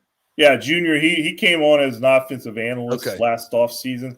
So he's kind of been behind the scenes, but he's going to take a little bit more of a visible role with Billy taking over. And we'll see what that looks like. I think they're just trying to get a guy who knows some offense and add another voice to the equation now that Napier's gone. All right. He looks just like his dad, too, man. It's creepy looking at pictures of him. Who's that? Steve Spurrier Jr. He looks just like his dad? To me, he looks just like his dad. Yeah, it's crazy to me. Yeah, they do have some similarity. We'll see. I don't really know him that well, but obviously when that came out this week, Gator fans got excited. Anytime the Spurrier name's mentioned, they still get excited. Yeah, with all these people going gaga over Jimbo Fisher at Florida State. And I'm like, you people have short memories, like very, very short memories. We need some new blood for sure. Definitely at Florida State. But I think it's interesting, and I know it's not official, but I can tell you that FSU is looking for their next head coach. At the same time, Florida's looking for their head coach. Wow. And I think all these guys are represented by the same dude in Jimmy Sexton. What an incestuous, ridiculous situation. But all I know is that two guys are going to get really big buyouts that they don't deserve in this next contract. So we shall see. All right, Scotty. Follow him at Gator Scott and go to FloridaGators.com for all of your Gator information. Appreciate it, partner. All right, guys. You all have a good one. Yeah, have a great weekend. All right, well, we need to take a break. We'll come back on the other side, and we will get to we got Josh Queipo coming up. We'll get to all of your comments when we come back here. A lot of good stuff in the commentary section. Hey, we are brought to you by the Golden Diamond Source, where they're offering 40% off mounting for your new engagement ring. That'll save you some cash. So go get a ring you can design by yourself there. You can come up with whatever you want, design it right there. They have a great staff. They have a great, obviously their selection is second to none. And for the holidays, it's the best place to go because you zip in and you zip out. It's not like going to the mall where you got all the parking thing. It's right there, 3800 Olmerton Road. Great local company. They just raised another $250,000 for Hands Across the Bay, which is Julie Weintraub's charity, a fantastic charity, and Steve's, where they give money to battered women, abuse. It's done a great job helping out so many. I've been over to the charity there, and they have a whole store there where these ladies can come and get everything for their kids, for themselves. That's a tremendous, tremendous charity, Hands Across the Bay. And it's all at Golden Diamond Source. Great local company. So let's keep it local for the holidays. GoldenDiamond.com. Back in 3. Stay with us. The holidays are coming up, and the Golden Diamond Source wants to be your family jeweler. Discover the ultimate jewelry superstore with the largest selection of diamonds, engagement rings, and fine jewelry all under one roof. Don't wait any longer to find that one-of-a-kind perfect engagement ring for that special someone in your life. And as your relationship grows, so can your diamond with the Golden Diamond Source.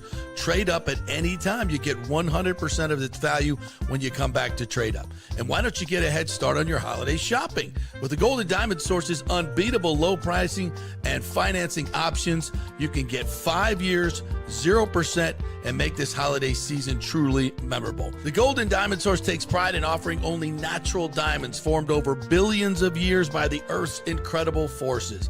If it's real love, get a real diamond. Shop online anytime at goldendiamond.com or stop by their showroom and tell them JP sent you at 3800 Almaton Road, always online at goldendiamond.com. Welcome to Kingmakers, home of the JP Peterson Show studio and Tampa's premier business networking and social club for members only. By day, it's an exclusive, vibrant co-working space with a stylish conference room, focus rooms, a full production studio, and an in-house marketing team. And by night, Kingmakers transforms into a sports-centric social hub with a full sports bar, golf simulator, and exclusive events. For young entrepreneurs and seasoned professionals, it's the perfect place to work hard, play hard, and make big moves in Midtown Tampa. Close the deal, celebrate the win. Only at Kingmakers.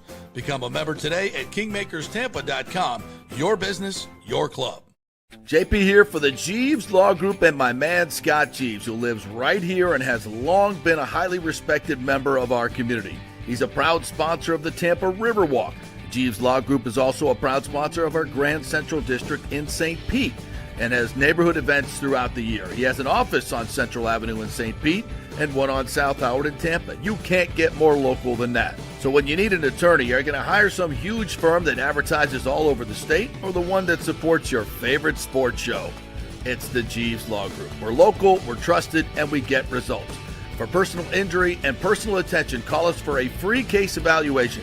That's 8889-JEEVES. That's 8889-JEEVES. With this record heat in Tampa Bay, you better have your AC unit running at peak efficiency. Third Generation Plumbing installs the best American standard AC units.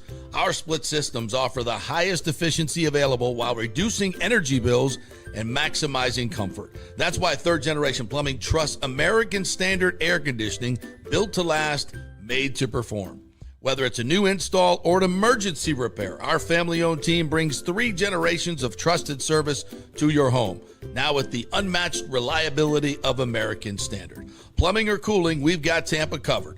Call Third Generation Plumbing today, 813-961-8024, or go to thirdgenerationplumbing.com. And we also do AC.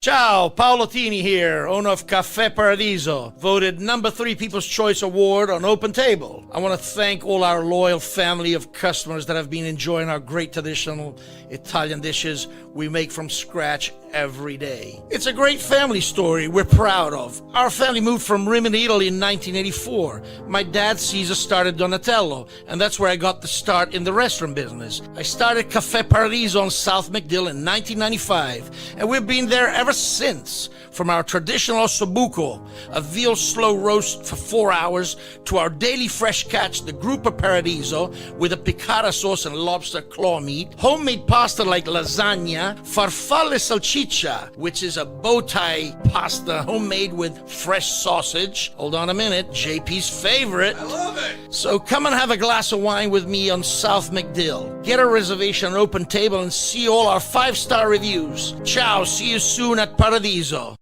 Let's go. Right now, back to the show on FanStream Sports. All right, welcome back to the JP Peterson Show, brought to you by Third Generation Plumbing and American Standard Heating and Air Conditioning. They are your dynamic duo to make sure that your house is cool in the summer and toasty in these long winters that we have here in Tampa Bay. American Standard Heating and Cooling is the standard in air conditioning, most reliable, most efficient. Third Generation Plumbing, the best local company to put it in for you. So if you need maintenance, Third Generation Plumbing, they also do AC. Anything mechanical around your house, Third Generation Plumbing can handle it. So give them a call. Tell them JP sent you. Check out all their 5-star reviews at thirdgenerationplumbing.com. All right, Timmy, you said you had some thoughts on the NFC South. I do. You wanted to get into the ether here tonight? Yeah, so I was a little piqued when you guys were talking. Is this a must-win game? I believe it was from the comments. Is this a must-win game for the Bucs? If you look at where the Bucs are right now, they're a game ahead of, good God, the Panthers. How is that even possible? Right? 2 games ahead of the Falcones, and then there's that other team in the division. So, look, when you look at the schedules, how they match up, the Carolina Panthers are about to go on a massive losing streak. All right. They've got the Bills. They've got the Pack, go. Ooh. Then they've got the division game against the Saints. That's at home for the Panthers. See how that goes. Mm-hmm. Then they play at Atlanta. Mm. Then they play at San Francisco. Mm. And then they host the Rams before they have the Saints again in New Orleans. And then, of course, the Bucs, Seahawks, and Bucs again. Yeah, 2 and 3 weeks at the end of the season. To finish the season. Panthers are about to nosedive. All right. So let's not blow their season out of proportion here. Okay? No confidence in the Fighting Canales? No confidence in the Fighting Bryce Young. Yeah, I've never thought he was going to be good. But Me they've beefed up their offensive line to help him out. They've beefed up their defensive line. They are formidable along the lines of scrimmage. And when you are that, you always have a fighting chance. Well, and when you look at what they did to the Cowboys, they have potential, right? Bryce Young did not win that game for the Panthers. That was all Rico Dowdle. Dowdle's not even their starting running back. He was mad. He wanted revenge. And you know what? I love Rico's a good dude, man. I was happy for Rico with that. I didn't like the Cowboys loss, but I was happy for Rico in that game.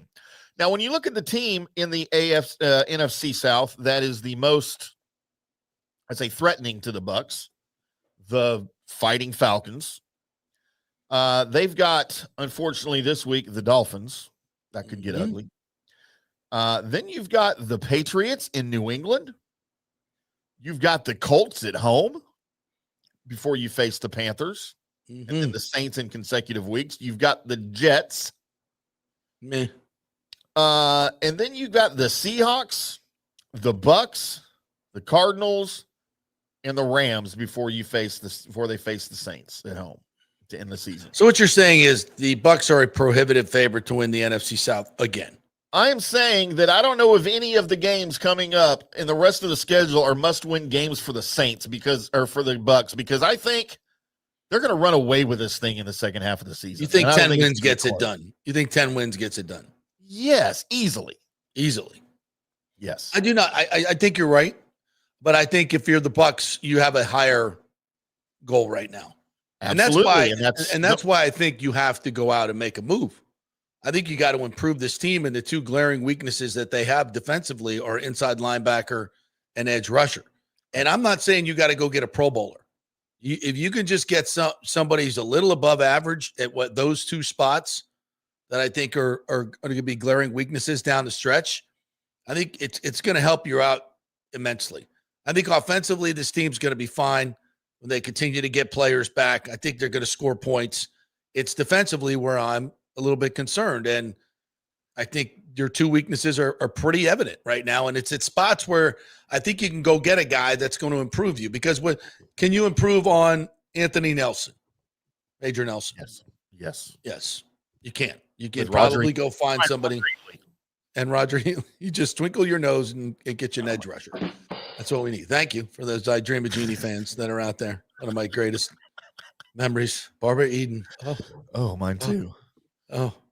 But look, if you would have told me ahead of the season, before week 1, that you're going to be without your top 3 receivers for a good part of the season, and without your number 4 guy in Ibuka for a few games, and 4/5 of your offensive line, and you're sitting at 5-2, so dude, house money to me, dude. I would be ecstatic with 10 wins in that scenario. But given what's on the schedule ahead of you and the guys you got coming back, you should be better. You should be better than that. You have a really good shot at getting to 12 wins, which I think, I don't think that's the magic number for me. Now, you're going to probably need the tiebreaker with 12 wins. 13, I think, would get you the number 1 seed without fail. But, you don't have the tiebreaker against the Eagles and you don't have it against the Lions. But you do have it against 49ers. So, I mean, there's some good news. But I still think that's the goal. That should be your goal of the regular season. And then plow into the postseason, getting Mike Evans back. Yeah, I mean, that's where – now, listen, that's the scenario that I love to paint. Get to 6-2, get to your bye week, get Gedeke back, get Bucky back. I mean, missing Bucky has been – wow. He's your engine. It's been tough. Everything go, man. He's just that spark. Every time you need something, when you're lagging a little bit, he breaks 2 tackles and he's off to the races for a chunk play. And look, nothing against Rachaad White. Yeah. But it's funny. When you go look at the tape last week, Rachaad was a half a step from breaking a big one, I think 3 times. Yeah, Bucky breaks those. But Bucky probably breaks those. Yeah. So it's just that little bit. So you get all these guys back, get Gedeke back, which I think is going to be huge. Solidify that right guard spot, which right now is not solidified. Michael Jordan did not play well. Who's going to man that spot? Somebody's got to step up. Like, everybody's got issues, right? The Bucs don't have as many as most teams do.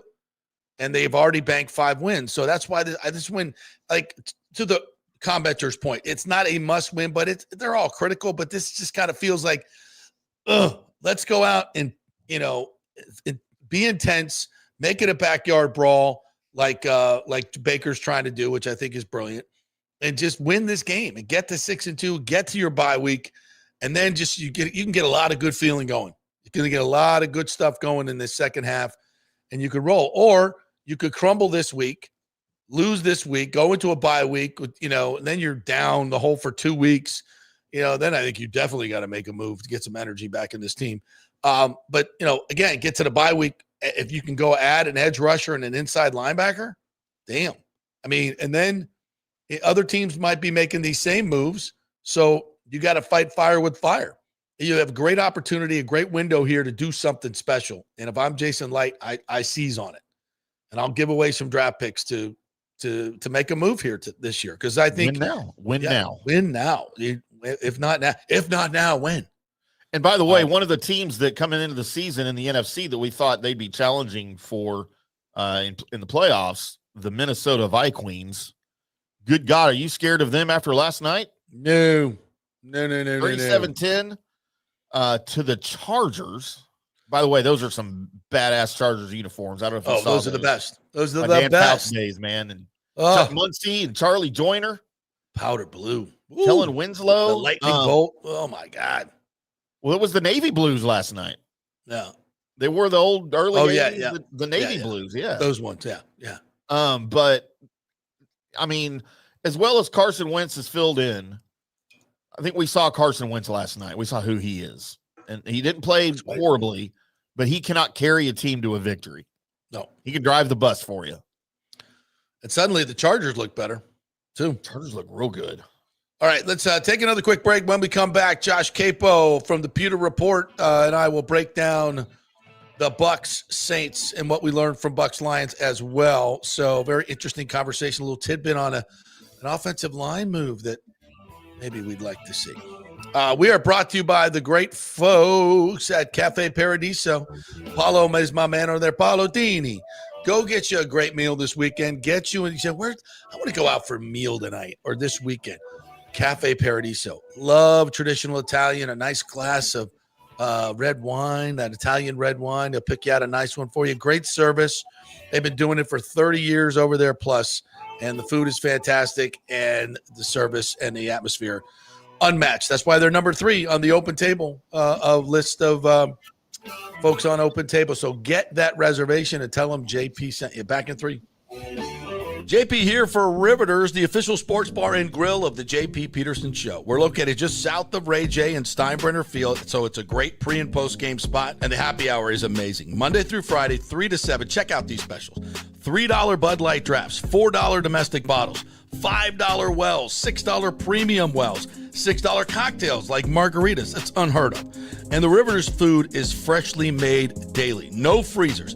Happy hour food specials include $3.50 tacos and barbecue sliders. $6 you get edamame or chips with the beer cheese, which is amazing. $8 buffalo chicken dip, my favorite. The truffle fries, chili cheese fries, also $8 at happy hour, as well as other specials throughout the week, including Taco Tuesdays, you get $3 tacos, and Wing Wednesdays, 7 o'clock to 1 a.m. in the morning, you get our amazing wings, 5 for $5 and $5 wells and wines. That's a good Wednesday night. So if you're tired of the preppy, overpriced generic sports bars, come see the amazing, friendly bartenders and staff at Riveters, where customer service really matters. Riveters, just south of where the Rays and Bucs play. We'll see you there. Experience the art of driving at Genesis of Tampa, where luxury meets innovation and every detail is crafted for you. From the bold G70 to the refined GV80, Genesis delivers power, elegance, and technology years ahead of its time. Book service online, and our Genesis Experience Advisors will pick you up and drop off your vehicle. If available, you can enjoy a courtesy car while yours gets a complimentary interior vacuum plus a generous offer for your trade. Every new Genesis comes with the Miracle Advantage Plan, 10 years or 250,000 miles of powertrain warranty and 4 years of complimentary maintenance. Visit us at 801 East Bears Avenue or online at genesisoftampa.com. Genesis of Tampa, luxury redefined. Italiano Insurance would like to congratulate the Bucs on their 50th anniversary season. And you know what? We've been here for every season and then some, over 60 years in business. We've seen some smart coaches with great game plans, but if you don't have flood insurance or business insurance, that's a terrible game plan. That could ruin you financially. You don't want to take that L. So call 813-877-7799 and let their friendly agents quarterback your insurance and save you big money. Italiano also sponsors our FSU report every week, so go Noles. 813-877-7799 or go to italianoinsurance.com. JP here for my friend Jason Fawcett, owner of On-Site Construction. They do residential and commercial renovations and new construction. As a leading home builder and general contractor, On-Site Construction prides itself on transforming homes through superior craftsmanship, dedication to client vision, and an unmatched commitment to quality and service. It's about building relationships. We take the time to understand our clients' needs, preferences, and budgets so that we can deliver a personalized experience tailored to their unique vision. From the initial designs to the final touches, we're there every step of the way, ensuring that the end result mirrors your vision. Here are some testimonials from happy customers. G. Gibson says, no hidden costs, very honest, reliable, creative, and communicates well.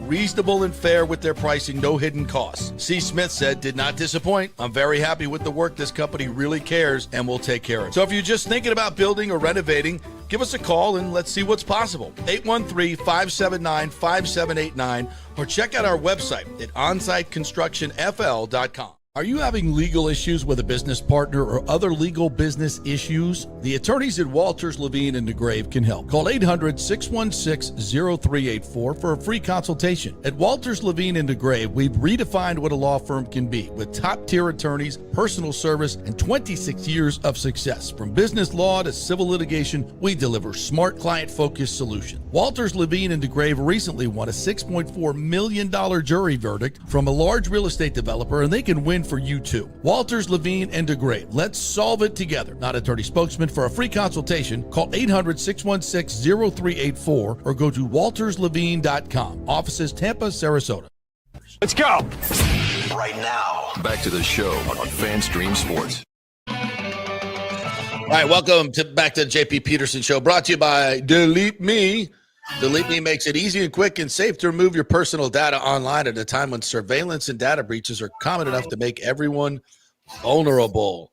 Yes, all those crazy messages you're getting, that's because your number is on the dark web. The New York Times Wirecutter has named Delete Me their top pick for data removal services. So if your information is out there, get it taken down, and Delete Me can help. Take control of your data and keep your private life private by signing up for Delete Me now at a special discount for our listeners. Get 20% off your Delete Me plan when you go to joindeleteme.com/hit and use the promo code HIT at the checkout. The only way to get 20% off is to go to joindeleteme.com/hit, enter code HIT at checkout. Joindeleteme.com/hit, code HIT. 20% off. Oh, I see it all over Twitter. Lane Kiffin has been offered $13.5 million a year to join the Florida Gators. Seems like too much. Is that enough? And an 8-year buyout at 85%. That's the going rate. So for all of you people screaming about Michael Alford giving Mike Norvell an 8-year contract. Yikes. They have no leverage, folks, in case you didn't know. If you want a new football coach, they name the terms. If you want to keep your football coach after a 13-0 season, they name the terms. You say, oh, no, we don't want to do an 8-year deal. Okay, he's going to Alabama. Wait. Yeah, that's how it works. That's how Sexton drives this thing. All right, before we get to Josh Queipo, did you see the fight last night between Rempe and Ryan Reeves? I did not. Oh, my Lord. Hearns Hagler, baby. Just think Hearns Hagler. It's one of the greatest fights I've seen in the NHL. I want to see our boy Curtis Douglas get in there with one of these guys. Oh, my gosh. So, Reeves is like 6'2", and the other dude, Rempe, is 6'8" or 6'7". Yeah. And he had more than held his own. Reeves got in a couple of rights that staggered him. So here's Ryan Reeves last night on how this all went down. Well, he asked me to go off the draw, and I said I was going to go run somebody first, and then it happened immediately. So, what can you say about a guy that size? Looks like you guys both took some shots. Just walk us through that fight in that situation. You guys are measuring each other up for a while. What goes through your mind? What do you? Good Lord. Fight starts there? Well, I can't tell you all my tricks, otherwise everybody's going to know. I mean, yeah, he's a big boy, and you have to fight guys like that a little bit differently. I've seen him fight, so I know what he's good at, what his weaknesses are. So, yeah, it was good tilt. Was there anything in warm-up? Because I saw you talking to Panarin a little bit. He came up to me when I was talking to Panarin and said, "You want one?" I said, "Yeah, maybe." I love it when it's planned. You want to go off the draw? I got to go run somebody first. I'll be right back. That's my favorite part. Yeah, sure. I got to go run somebody first. I'll be right back. And then that happened quick, so we went.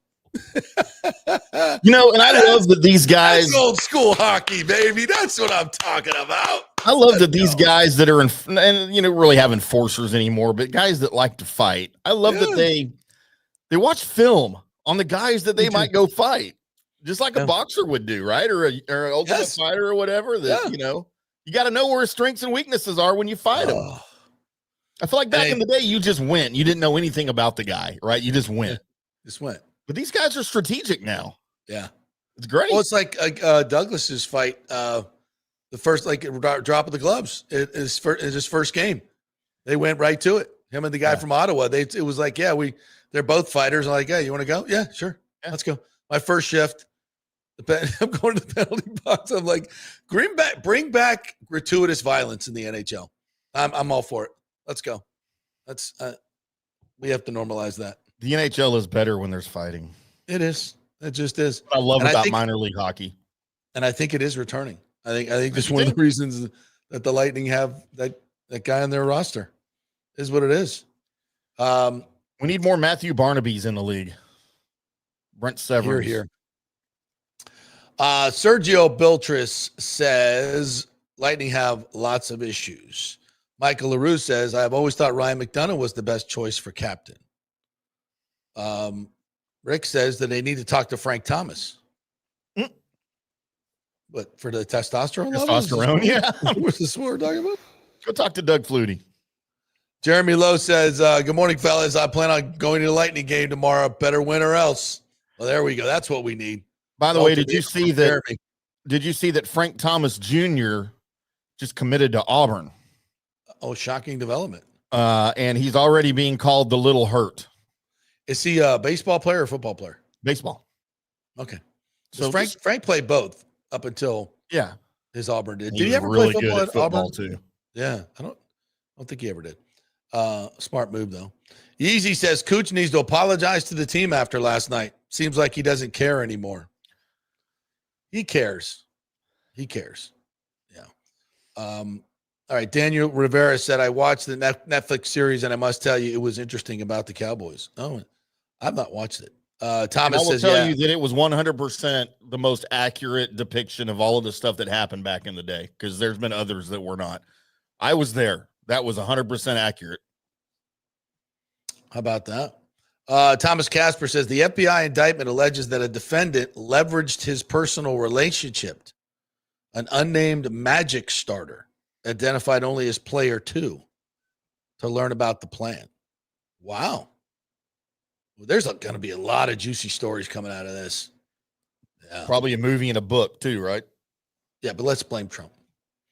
All right, let's check in. He's coming, JP. He's coming. He's coming. He's coming. He's coming. Oh my God. Idiots.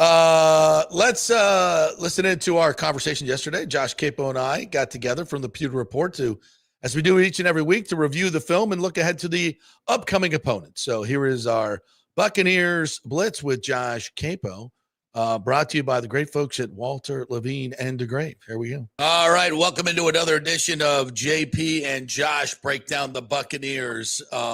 We have some breaking news, which is not good.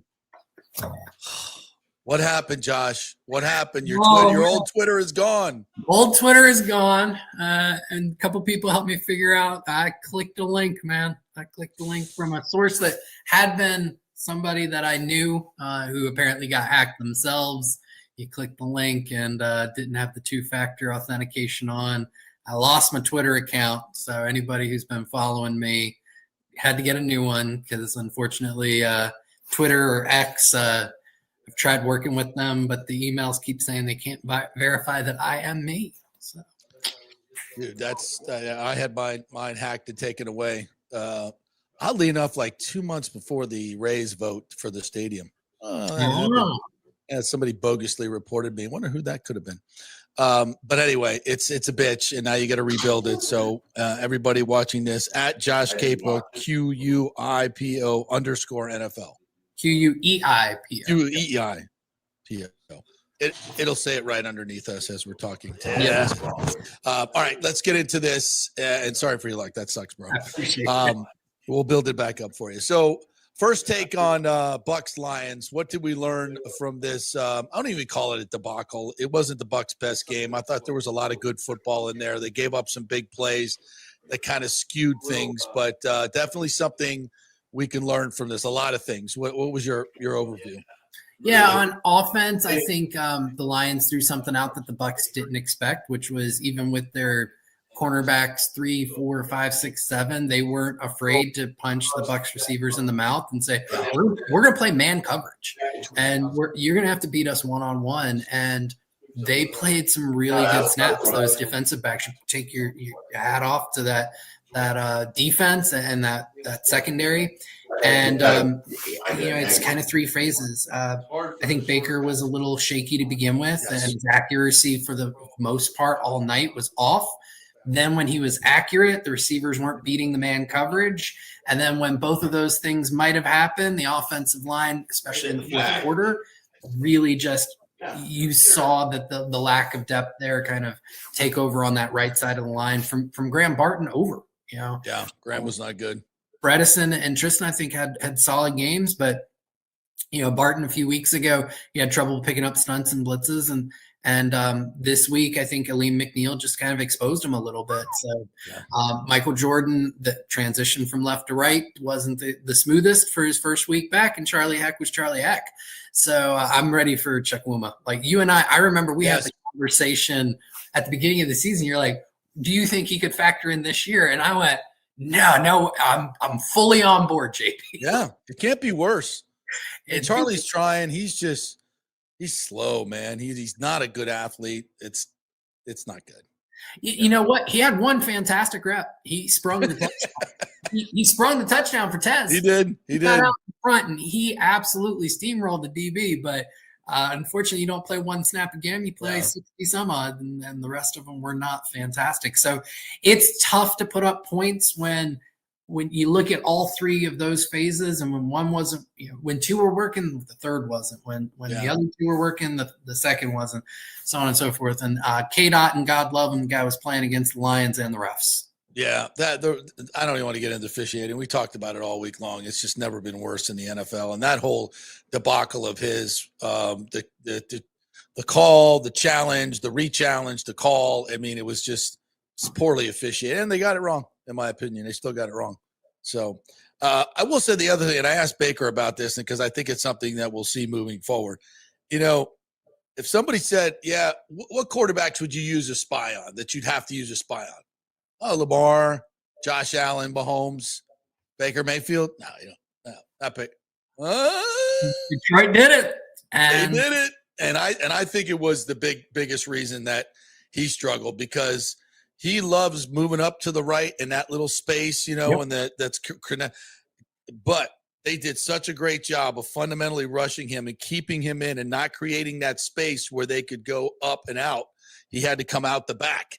And when he did, Barnes was waiting for him right there, and it really disrupted him. And I think I think anybody who looks at that tape is going to go, oh, we need to spy Baker Mayfield, because he's that guy. He makes so many plays getting out of the pocket. So they're going to have to adjust to that. I think they're going to see that against the Saints. Would you agree? I would. And you got two guys who can do it at a pretty high level, in Pete Werner and Marco Davis. So then the last take I'll have from that game, and it's just very high level. They are 178-yard Jahmyr Gibbs run off of that being a really, really good defensive game. Yep. Holding Detroit to 24 points. And 7 of those came on that one inside zone. It was a busted run fit. And good on. I thought Roberts got held. He got doubled to the moon on that one. It was a tough rep for all of them. And Roberts showed up well as a pass rusher. Like, he continues to impress me in that regard. He's different than Kalijah Kancey, and they have to do things differently because of him, because he doesn't win in the same ways. But he got exposed there on that run. I mean, Penei Sewell and what was it? Tate Ratledge, they got on him and they drove him yards and yards off and gave Gibbs all the room in the world. But you take that run out of the game, and you can't. It happened, right? Right. Still holding Detroit to 24 points, what they did in the second half overall, keeping the offense in the game. I think we continue to see these flashes. Eventually, they're going to put it together for 4 quarters. You're going to see what this defense really can be. You just mentioned Elijah Roberts. I hadn't really thought about this, but he played outside at SMU. And with Reddick out, is there any thought to – because I know you need him inside, but you got Logan Hall as well. Is there any thought to moving him outside? Yeah, the difficult thing there is Todd loves to stunt, and that's just not really Roberts' game. And drop. Well, even outside of that, like, what makes Reddick and Diaby give this defense such a higher ceiling is the way they complement each other. And this goes back to Kancey and Vea being in there as well, is Reddick wins the high side on the arc, and he's that kind of swooper. And then Diaby punches the pocket, just kind of winning straight through the other tackle's face. And so it condenses the pocket in a way where the quarterback he's feeling Diaby come, so he wants to get back and out on the other side. And Reddick's like, you can't do that. And then you've got the pocket compression from the inside. If you've got Roberts, he's not going to win that high side. So him and Diaby are coming in from similar angles, and you saw this a lot last year. Then the quarterback just literally just comes out the backside and rolls around. Yeah. So I've thought about it myself. I'm right there with you in terms of, like, how can they get creative with this? And I just don't know if it adds the dimension that they need. They need somebody who can just get to that high side. Yeah. And, as bad as he's been, maybe Braswell, I would love to see Mo Kamara. I was pretty high on Kamara. I had actually had him right behind Braswell on my draft evaluations a couple years ago with the two of them. I had Braswell, I think, like 12th or 13th, and Kamara one spot behind him. So I'd love to see Kamara get a few snaps on Sunday and see what he can do. Interesting. Yeah, because it's just that the Saints' offensive line isn't that good. Yeah, and Larry Foote said today that this is going to be an opportunity for Braswell, and he's already talking to him about it. Like, this is your chance. I mean, we've seen a lot of Braswell, and if he was any good and had a variety of moves and was a great pass rusher, we'd have seen it by now. We ain't seen it. I mean, what are they expecting to see?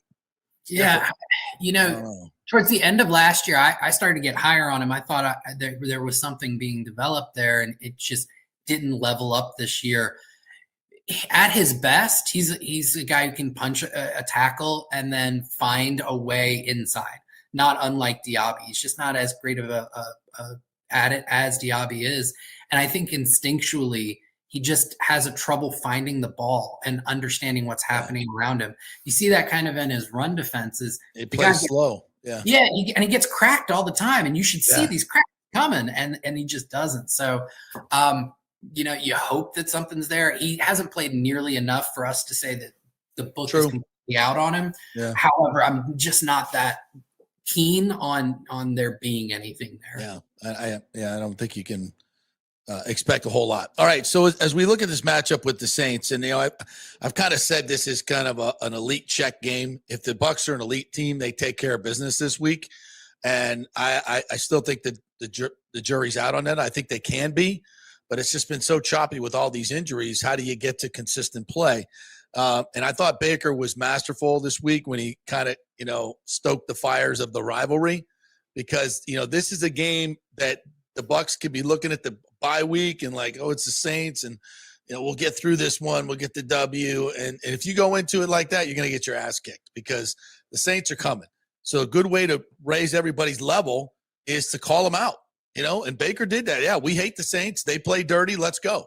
And so, because now your guys have to back you, and they're going to back you. Your boys, they'll do anything for Baker. So now he's like, boys, we got to go. It's going to be a street fight. Don't think of anything else. So I think it was brilliant, kind of masterful by him to do that and call him out, stoke the rivalry because if both teams play at a certain intensity level, the Bucs are a better team. The only way they lose this game is if the Saints get to another level and you can't keep up. That happens in the NFL every week. Home crowd, division rival especially. So I thought that was masterful by Baker. I think this is a big mindset game for the Bucs. They're the better team, but if they go in there sleepwalking, they're going to get their ass kicked.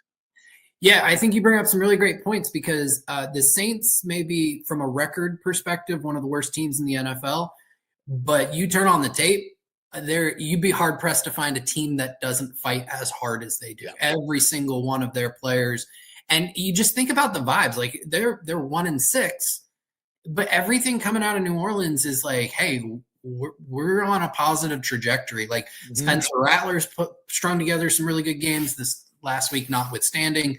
The defense is playing really hard. They've got some young players who are taking a step forward.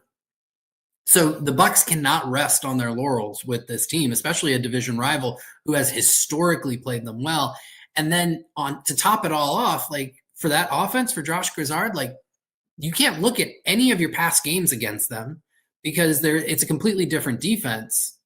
With a new defensive coordinator, they're playing zone like 80% of the time. This is a team that used to play a ton of man coverage. So you've got less tape to work off of. You've got a team that really wants to knock you off that pedestal. They've got to take this team seriously. Yeah. Injury-wise, no Godwin, no Bucky, no Gedeke, no Reddick. McCoy, their center, it looks like he is out. Kamara is on the injury list, but he'll probably play. He's my biggest worry. Running back on our linebackers. We saw it last week with Jamar Gibbs. That's the pass in the flat. They called it right at the right times, caught the Bucs in blitzes, big chunk plays. Saints will be looking to get Kamara probably 5 to 8 touches in the pass game, I'm imagining. What are your thoughts? Yeah, the Bucs are one of the worst teams at defending targets coming out of the backfield, and I'm trying to pull it up right now. They are exactly 32nd in the league. I said we don't need the numbers, bro. We've seen it. That's Servassier Dennis territory, right? So yeah. Jameer Gibbs, he got exposed by Bijan Robinson. Kamara is somebody who can absolutely expose Dennis. So they're going to have to figure out how do we account for Kamara.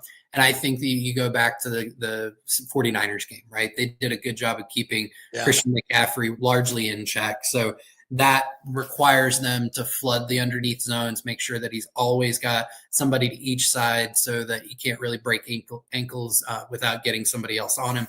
And that's going to be your game plan there. And then in terms of what happens at the second and third level, if we bust one coverage and allow a big gain, that's okay, because if we stop Kamara, we feel pretty good about this, and we can get to Rattler because, again, the offensive line for the Saints is not that great, and the Bucs still do have Vita Vea. They still have Yaya who's coming on. Bowles can create pressure for Rattler, and he's not one who can diagnose blitzes at a high level, and so you can create and manufacture some pressure this week until hopefully getting Reddick back in a couple weeks after the bye.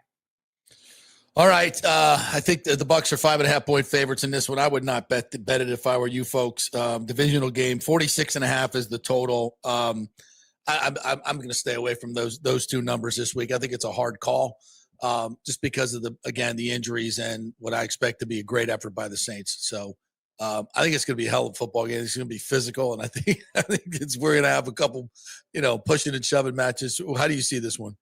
Yeah, I've got it 24-16 Bucs. So I guess that would be the under. If I were under. Yeah, that's Bucs in the under. I'd say 23-20 Bucs.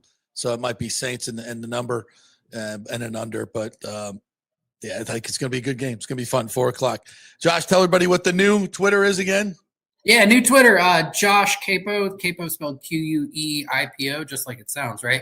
_NFL. All right, partner. We'll catch up with you next week. Have a great weekend. Thanks, JP.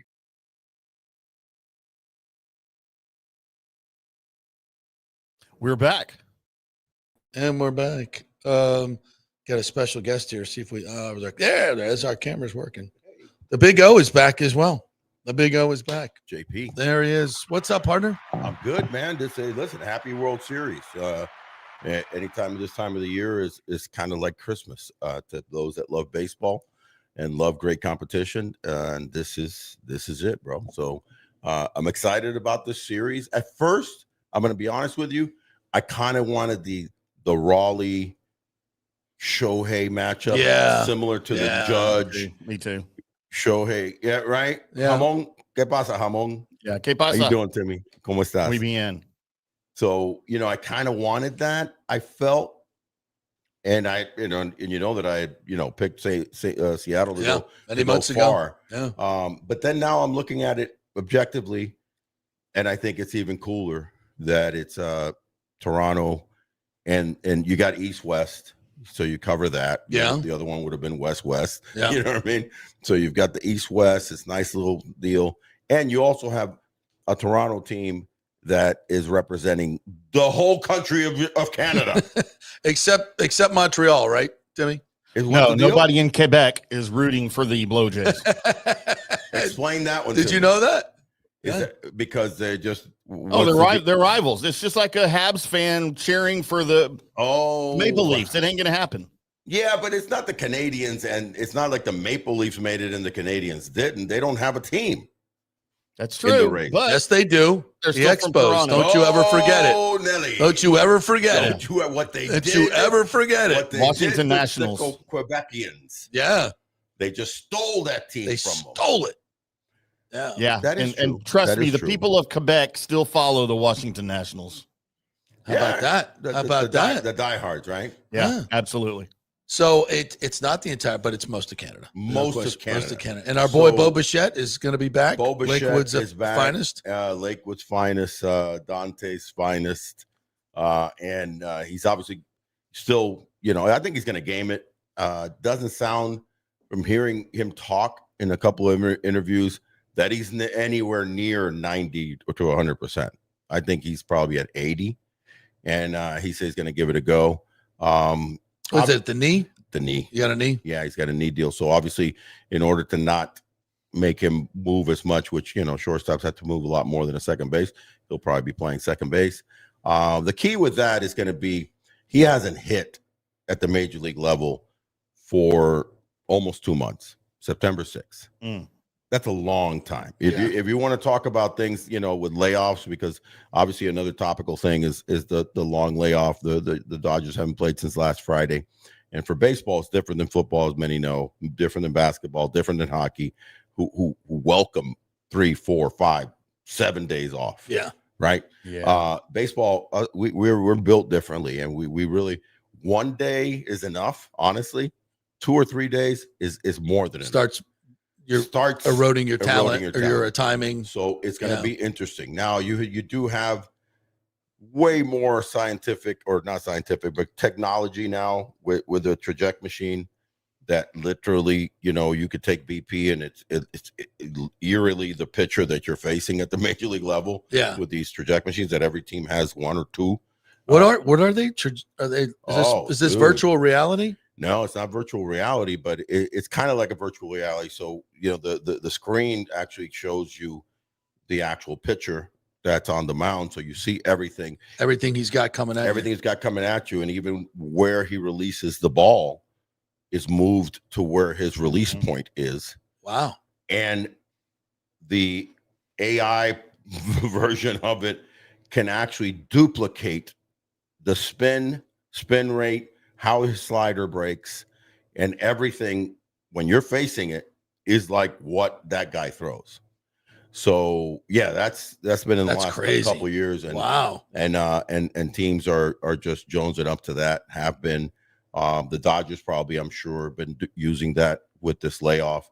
The Blue Jays, I'm sure, because of a guy like Blake Snell that they haven't seen. Yeah, it's different when you know. Well, him and Glasnow both are so tall that they're tough guys to pick the ball, all that stuff. Well, it's interesting. We'll talk about this, when we do on the Big O show coming up at 12:30. By the way, Big O show. But I will tell you something that's interesting, because Yosavage is an interesting guy because of that. Because of the fact that not only have they not seen, you've seen how he kind of dominated some of the Yankees and some other, the other series, even Seattle didn't really, they touched him up a little bit. One of the reasons is because he's a rarity that he releases the ball from up top. He's not your normal release is here, maybe here. That's kind of that's that 6-inch angle that, again, we're creatures of habit as hitters. So when you're up here, straight over the top, whole different, it just changes your whole dynamics of how you're picking up a baseball. Not to mention he's got an incredible fork, a split, and a really explosive fastball. So that's going to be an interesting topic. So there's a lot of nuances to this series that are making it exciting. The countries, pitting against each other. You got Trump kind of saying stuff about Canada already. so he comes into the mix. Attaboy. In this rile him up. You rile him up. Nobody already. riles up Canada more than the Orange Man. More than the Donald. So you're going to have a whole country wanting to beat America. Yeah. Awesome. You can't get much more Americana as far as. Now I got to root for the Dodgers. That's what I'm saying. Now you got to root for the Dodgers. Go USA. I'm all right. Listen, look at what I'm wearing here. All right. All right. And of course they are division rivals. So yeah, screw the Blue Jays. Screw the Blue Jays. There it is. Let's go USA. USA. All right. All that and more coming up on the Big O show at 12:30. So we'll be going live. All you guys want to jump into comments, please come join us from 12:30 to 1:30 as we set up the World Series. We'll talk a little Rays baseball as well. I think we have a site. I'm zeroing in. I got information. So join us for that. Join us for that. Is Thank it you guys for Montreal? joining us. It's not in Montreal. No, Okay, good. And it's not in Texas, buddy. Sternberg is not coming back to St. Montreal gig. Get out of here. All right. Have a great weekend, everybody. We'll talk to you on Monday. Big O show coming up at 12:30.